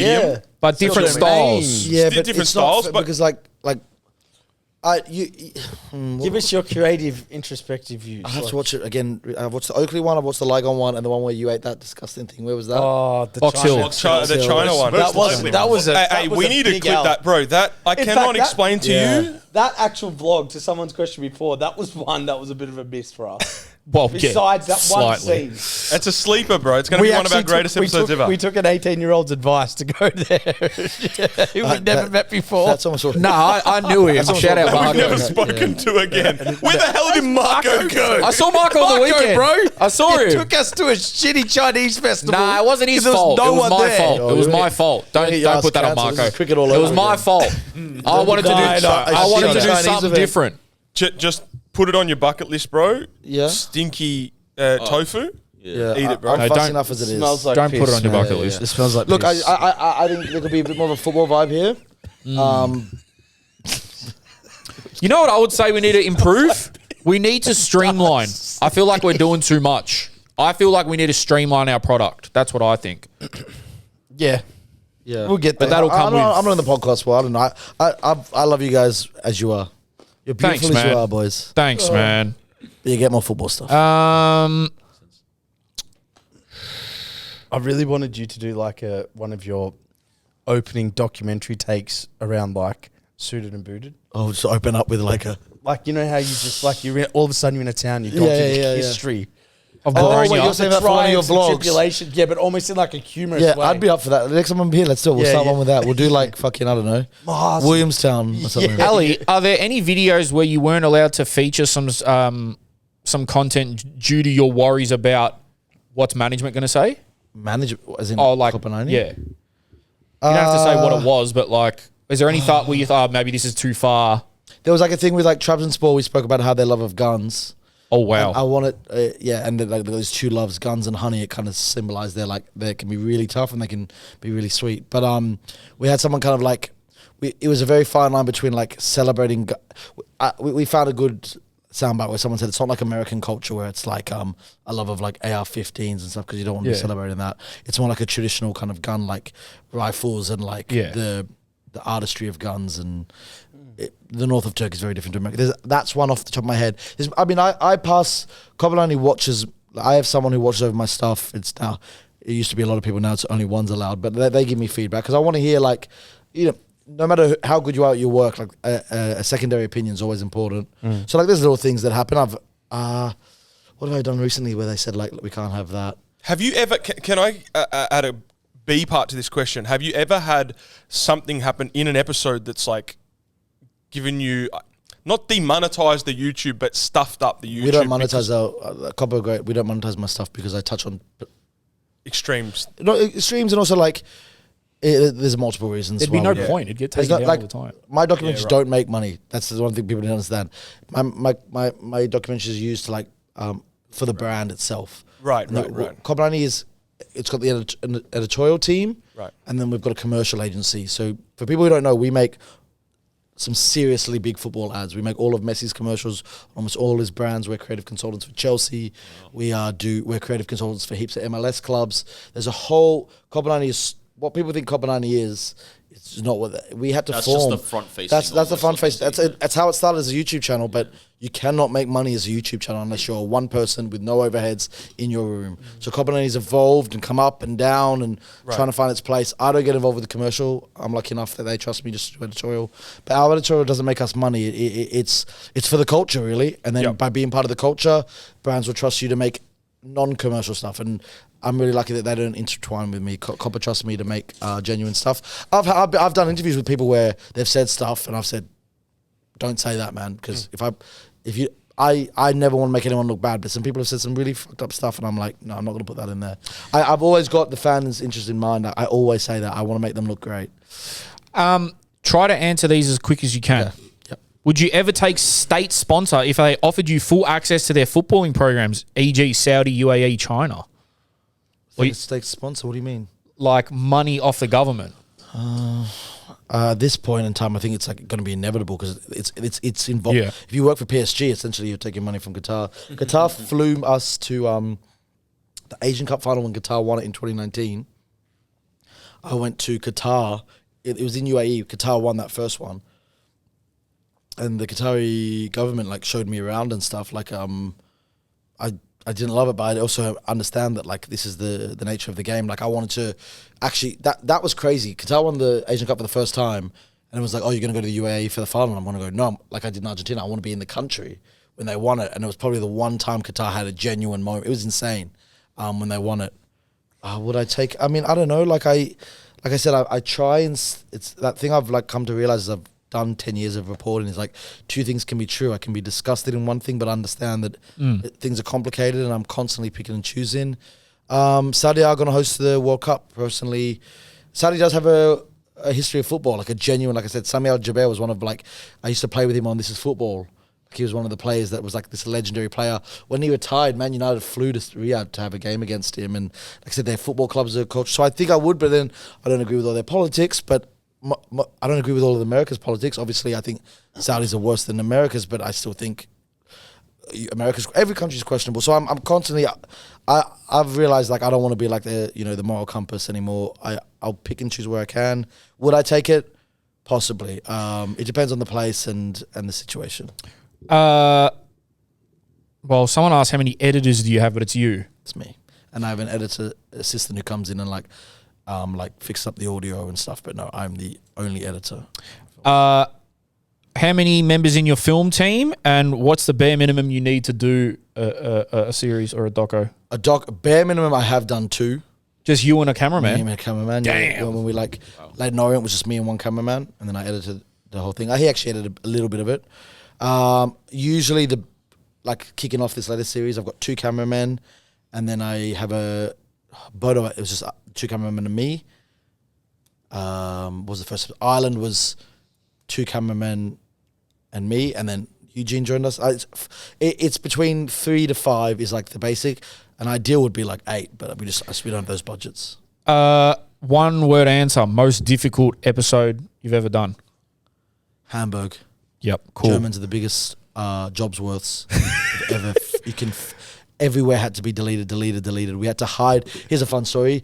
I had to cry to get the cameras, and I actually had to literally fake cry with this guy with a really Aussie accent, and he was just like, "Just go." And then they got in, we started filming, and because I was wearing North Face, my colleague was wearing Arc'teryx, whatever it's called. Yeah, Arc'teryx. And we're filming the Ultras. They thought we were Ultras filming them. They've pulled us out, taken us, and as they're taking us to this room, I've just said to Diogo on my right hand, like, hide the cards. Like, I'm already on it here. The card's in his underpants. And you put a new card in, and they're going through it. And put that SD card up your ass. Yeah, and he was like, there's nothing on here. Like, yeah, it's all deleted. Oh, yeah, I absolutely. I would have killed him if he had left it in there. I mean, I was like, give it to me, I'll do it. Download those files into your ass. And just like, we were filming one point, me talking to the camera, and then this old woman crossed the road and was like, don't film me. And we were like, oh, so but it's because of the Cold War, what it was, the Russians. The Soviet War and all KGB. that. And East Berlin and West Germany, East Germany, and how everyone's very suspicious still. Germany, filming in Germany, don't start there. That's all I'll say. Oh, and in many ways, you're fucked. He's going to go, welcome to my daily vlog. Bro, they hate. And in one way, I respect it because not everyone's. It's like in America where everyone wants to be a fucking celebrity. People are like you got to be real. people. Germany, it is not cool to film in public. We'll do one more. So, Buddhas, you'll probably see me get punched in the back of the head in Germany soon. Content. So, you know. There is so many questions here. I'll try and get them in one line. If you, I think we'll do one more and then. how many questions? Okay, quick answer to this one. Okay. Any countries on the brink of becoming football powerhouses? Powerhouse or Formidable opponent. Yeah, like on the brink of greatness. top of my head. I think Iran could really do something soon. Like, it's amazing what the World Cups they're making, the team they've got. Yep. It's incredible. Iran's pretty good. Greatness, like the one in Europe I'm finding really fascinating is Luxembourg are like doing bits. They're almost qualifying. Oh, shit. So I don't know any teams on the verge of. Can you ever break the great? What's greatness? Yeah, well, okay, it completely, Great question. completely exceeding expectations. Well, like Morocco in the last World Cup. Yeah. I think Luxembourg. I think Cape Verde might make the World Cup. Which is Yeah. really exciting. Any African teams? Cape Verde. Cape Verde, yeah. This guy's the worst. Bro, what's... I thought you were joking. I honestly don't know what Cape Verde is. It's It was off the West colonized Coast. by the Why is he the Portuguese. worst? Why? You're African, bro. Oh, right. It's all right. Wait. What is Cape Verde? I don't It's know. an amazing a island, little island colonized by country. the Portuguese. So the best players always fuck off to Portugal, and they almost made the World Cup in 2018, but they lost this one game. I remember watching it live while I was in Argentina. They were great in the most recent AFCON, and their team was Yeah. put together, a lot of it on LinkedIn. They had to get a couple people It's through insane. LinkedIn. Just get a LinkedIn. Cape Verde, maybe you say, yeah. One word answer. What was the one you had the littlest interest in, but then after you filmed it, you were blown away? Oh, Bosnia. Bosnia. Amazing, man. Amazing people, amazing place. Not that I wasn't interested, but I was like, I guess all I knew of Bosnia was what I'd seen on SBS World News, best world news service in the world. In the 90s, I knew it as this cold, war-torn place. You get there, the scars of the war there, but they are the nicest, most generous, most hospitable people. We have a company card to pay for things. They wouldn't let us pay for, and we're like, it's not our money, it's the company. No, they have an incredible, they're so funny. They're like the darkest humor. They're so funny. They're so nice. They just want you to know how amazing their city is. And it was a war like only 30 years I know, ago. 90s. Food's awesome. Yeah. Football's awesome, man. And they're just like, and they speak English better than most like Western European countries that you think are better educated. Bosnia's like, they're just amazing. I love Bosnia. Last one for the room. The question was, do you think Aboriginals are underrepresented in football in this country? Now, Where's that going? the first thing that comes to my head is 100% yes. But I actually don't know enough about this topic to speak on it. I don't know. Yeah, me neither. This Like, book but we want to do. speaks on it. Oh, does it? That chapter, but this book speaks about it. There's obviously the legend Charles Perkins, or Charlie Perkins. Yeah, he's like a legend everyone should know about. I think he's from the 80s. 80s, Charlie Perkins. Was there an Indigenous player that went to Mike 74? Ali. Mike, sorry, bro. Jade North was Indigenous. Jade First North, Nations. yeah. I don't know enough Liddy about Williams. I'd say James Brown, man, my old teammate. He does a great deal of work. Taj He was- Minicon. Yeah, James Brown was the best player. No, at Taj Gold Coast when I Minicon was wasn't there. Indigenous, was he? What is Taj? Yeah. Taj Minicon was? Or maybe he was Torres Strait. No. Taj was. So, I don't want to get. Sorry, I'm thinking of Golgo Mabratu. Never mind. Oh, go, yeah. What was I looking for? Yeah, I don't know enough, but we want to sort of like research into it and look into what's actually going on in, especially in like Bro, rural, that would be a beautiful culture corner around that. yeah, kind of rural topic. communities. Because where my mind was going when you were reading that book before was on, we don't think of Australia as having a heritage of football, world football. Obviously, the English come here. My mind was going straight away to the Aboriginals. Yeah. And, you know, what's their history story. with sport and... I don't Obviously, know. They're I don't know. closely linked with AFL. Yeah, this AFL's is done a great this job is with who that. I was looking for. But no, they do have a history. Again, we just don't know about it. Harry Williams. He was the first recognised Indigenous Australian to play for the national team and was part of the 74 World Cup. Any squad. relation to Lydia? Wow, 74 team. I always remember that because I remember that being like, that stood out to me. I was like, there was an Indigenous player in the first World Cup that we ever went to in amazing. 74. Yeah. Harry Williams, his name was. There was a few A-League players. There's quite a few, David. but I don't think David like Williams? it's really been felt. Can I put it out there? If anyone has anyone that they would suggest to come on the podcast and talk on it, that would be great. or even just a connection to like work being done in the communities, like with football, because, and I don't want this to come off the wrong way, and I'll take it out if I need to, but naturally gifted athletes. I don't know if that's wrong to say, but Why? What are you actually saying? I think it's. I mean, what they do in the AFL. Is yeah, quite like clear. if you look at their athleticism and stuff in the you say AFL, they are naturally. yeah. If you look at their like, because AFL legends, is there an avenue there with football? Adam Goods grew up playing football. He loves football. Oh, He goes there to you watch go. local football in Sydney. A lot of people I know in the football community. Lubo Milicevic was telling me about. Did I say his name right? Yeah, Lubo. Yeah. Sorry. He was their mates, and he was telling me he loves football. Oh, there you go. And I think he was quite burnt after what happened with the AFL. So, yeah. I'd love to know more as well, actually. I'd love to learn more about that as well. I know there's a few initiatives. Like I said, Charlie Perkins, I think he even had a school in Darwin. Yep. The keeper for the Matildas, Lydia, is she not Indigenous? I believe so. Yeah. Anyone else? There's quite a few. There's a few. James Brown, Lydia Williams, David Williams. Is there a relation between is Mary Lydia Fowler and Dave? Torres Strait? I just don't want to get it wrong. Torres Papua New Strait, Guinean. Papua New Guinea. Yeah. Sorry, apologies. I Yeah. believe. Yeah, half Papua New Guinea and Mary Fowler, I think. Yeah. I'm 90% sure. But there probably was others that we have forgotten about that. Yeah. What? No, I'm just thinking we're so uneducated on this topic, which we just need to speak to someone. Yeah, bring someone in. Next question. Yeah. Yeah, but I said that at the start. Like, I just laughing at him where he was just I can hear the shovel coming out when he's like, wait, just checking. Yeah, I just don't want to get that wrong. I don't know enough about that. Yeah, because you know. You're right. She's right. from PNG. James PNG. Brown, man. Just James Brown's doing a lot of work for the community, put it that way. He's a good man Amazing. to I think I'll leave it there with amateur agents. Guys, thank you for all the questions, but there is like over 100 in there. Just some reminders. 5 stars on Spotify. It never stops. Hit that 5-star on Spotify. Subscribe on YouTube. Follow Bootin' About. And another reminder, you want extra content, you want more vlogs, you want more podcasts, you want other perks, Patreon, Suited and Booted TV. It's cheap, man, compared to some other stuff I've seen out there, man. You know what I'm saying? So check out our Patreon. Ali. Can I just say one more thing? Yes. Because my last chat, I'm not obviously going after this. I know when I'm coming back, I have had an incredible response to the first episode. Oh, yes. So I just wanted to say a big thank you to everyone who's reached out to me. I've been kind of blown away by it. Maybe more than any episode I've done on Copper. And maybe it's because I'm Australian as well. And what I spoke about, I've gotten emails, messages, obviously online, on Twitter and Instagram from people saying how much it resonated with them, and like looking for advice and just saying like, I got one email from this kid who said like, my parents don't like football, my friends don't like football, I feel lost, but I know that how much I love this sport. First I want to say thank you to everyone for the kind words.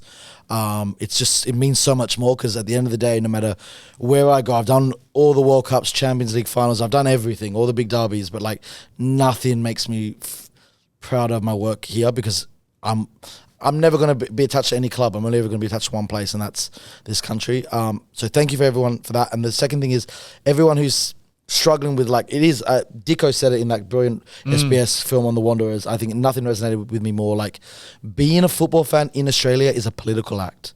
You are up against so many powers that be, so much kind of like just obstacles. Some of them our own, but many others that aren't. But just don't give up. I know, like, it has broken, I'm sure all of us, there's days you've thought, why am I putting myself through this? I've had it. I almost fell out of love with it. I always say the 2022 World Cup, Peru-Australia qualifier. I hadn't been back home because of COVID and stuff for 4 or 5 years. I'd seen Peru had taken a national holiday for that qualifier. We didn't even make our back pages. Yeah. There was no Aussie, well, there probably were Aussie bars watching it, but I watched it at a Peruvian place. And when I got to penalties, I remember thinking, like, I actually maybe don't want us to win this. Like, this woman was crying before the penalty started, and I remember thinking, I was, almost throwing up with nerves in 2005. I would have sold anything, and now here I am there, and that's just what the sport had done to me. The challenges I was up against, we won, and I started getting texts from all kinds of people who knew me, ex-football friends, family members I barely speak to, like, congratulations, and I realized, no, that's like what they want. They want you to fall out of love with the game for the times when it's like not popular and you feel like you're by yourself, or for everything else you're up against. But this game has been through so much. You read that book and it's a cockroach. It will not die because it is the greatest game on earth, in my opinion, the greatest thing on earth. It is our game, and all I can say to everyone who's like reached out to me asking for support, it's all circumstantial, but the one thing I can say is support it. Whether it's A-League or it's MPL or it's State League or it's Socceroos or Matildas, just support it. Do every bit counts, as a saying I love, which is every dollar you spend, you're contributing to a world you want to see. Sign up to a Patreon on football. Buy a kit. Buy a local kit. The one thing I see a lot of they are football fans, but football fans, they have pictures of their kids and they're in Hawthorn Hawks gear or Parramatta Eels gear. I'm like, that's great, but why have I not seen your kid in a Socceroos gear? My mate just had a kid. The first thing I did was I cleared out the Melbourne Victory baby range and gave it to him. It costs pretty. They get you. Your mate has a kid, buy them football gear, because I think one of the things that A-League or the MPL is up against is that we don't have that thing where there's pictures of us as kids. Nostalgia plays such a big part in club culture. Like my first jersey was a Richmond jersey, as I always say, a knitted jersey that I still have. And so that was my attachment. Like, of course I'm AFL. I was born into AFL. Buy kits for your friends' kids or your kids. Buy Sam Kerr's illustration book for kids. Create the culture yourself. Plant the seeds for the next generation, because we are up against so much. If we don't support our own, I always say it's like, if football fans don't even support football in this country, what chances does it have? Can you imagine an AFL fan being like, I love Aussie Rolls, but I don't watch AFL. I'm more of I love the Ghanaian AFL league. No, they follow because they can't. That's what we're up against as well. It's like our game's so popular. There's so many leagues to follow what we're up against. So what I'm trying to say is, like, keep supporting, volunteer at local clubs, buy things. Buy a ticket for your mate to a big game or a small game. Buy kits. Put your money where your mouth is. I know, obviously, it's cost of living. It's not easy. But the smallest things you do, you have no idea. Make individual flags for your A-League. One of the things that I think we miss out is the individuality of being a fan. Yeah. I love it when I see 06. I saw a picture of the 06 World Cup, and it was a South Melbourne Hellas Australia flag, like SMHFC in the middle of it. Like someone had personally make one. Because they do that all the time in England. In England, it's a whole thing. Yeah. You put it... All these different things you can do, like contribute to the culture, plant your own seed. It is a never-ending fight. We're never going to have it's never going to be plain sailing. I've actually realized it. Like, no matter how high we get, it is never going to be easy. But like, we all, again, it's that whole lobotomized thing. There's that saying, the lunatics run the asylum. The lunatics run the asylum in this country. They have you fooled and have for a century fooled you that this isn't our game and that the other games are bigger and more Australian, more important. They're not. I'm not here to say we're more important. Personally, I think we are, but that's for anyone else. But this game is your game. Don't let what your parents tell you or the culture isn't, and just fight for it. Keep the fight up, because there's going to be moments where it brings you down, but there's going to be moments where you realize that's what it is. We had it. The World Cup, Winter 23 for women's. We had it at the 2022 World Cup. We have it with moments like Ange winning. There's just so many moments. And then to wrap it up with Ange is like, Ange is proof. I like to think I'm proof as an Aussie.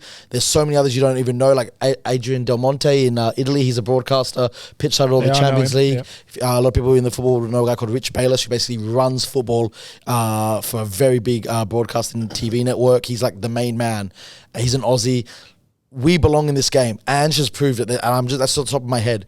There are so many of us who we think like, yeah, but I'm Aussie. I'm not at the same level. We are.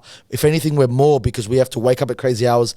We have to fight. We have to justify being a fan against everything, from like being looked down upon because we're not manly enough or we're too ethnic, whatever. It's like it is worth the fight. I like to think my job and what I do is proof of it, mostly Ange's. And if you're that young kid who thinks like, I'm going to give it up because my parents or friends don't believe in it, it was the same with me. I told them all to go fuck themselves. And now each and every one of them texts me when I'm in a new fucking country. The Arctic Circle this week, Barcelona next week. I've been in a riot in Bosnia. I've been at street parties in Copacabana, all because of football. I can literally go for hours on the experiences I've had because of this game that none of the other games will give you. They'll give you great moments, but it's only this game. I didn't grow up with it. I had to fight my own conscience and my own kind of like history to actually I told you before, it's like, I was like, no, I love football, but I'm from Melbourne. I have to love AFL. It has to be my first sport. It doesn't. You can love it equally, but you can love it football more if you want to. So just remember that for everyone who's like almost having an identity crisis with that, because that's what this country wants you to do. This is your game. They've just had you fooled, and it's only going to get bigger and better. It's going to have its ups and downs, but it's our game. Beautiful way to end it. Well done, Lily. Couldn't have said it better myself. Beautiful. Ali, thank you so much again for your Pleasure. Thank time. Really appreciate it and looking forward to what you do in the future. Just give me a second. I'm going to go run through a brick wall, bro. Oh, yeah, go. I think there's one right there, actually. I think that's it. What do I say? Suited and booted, we out. Suited and booted. We out.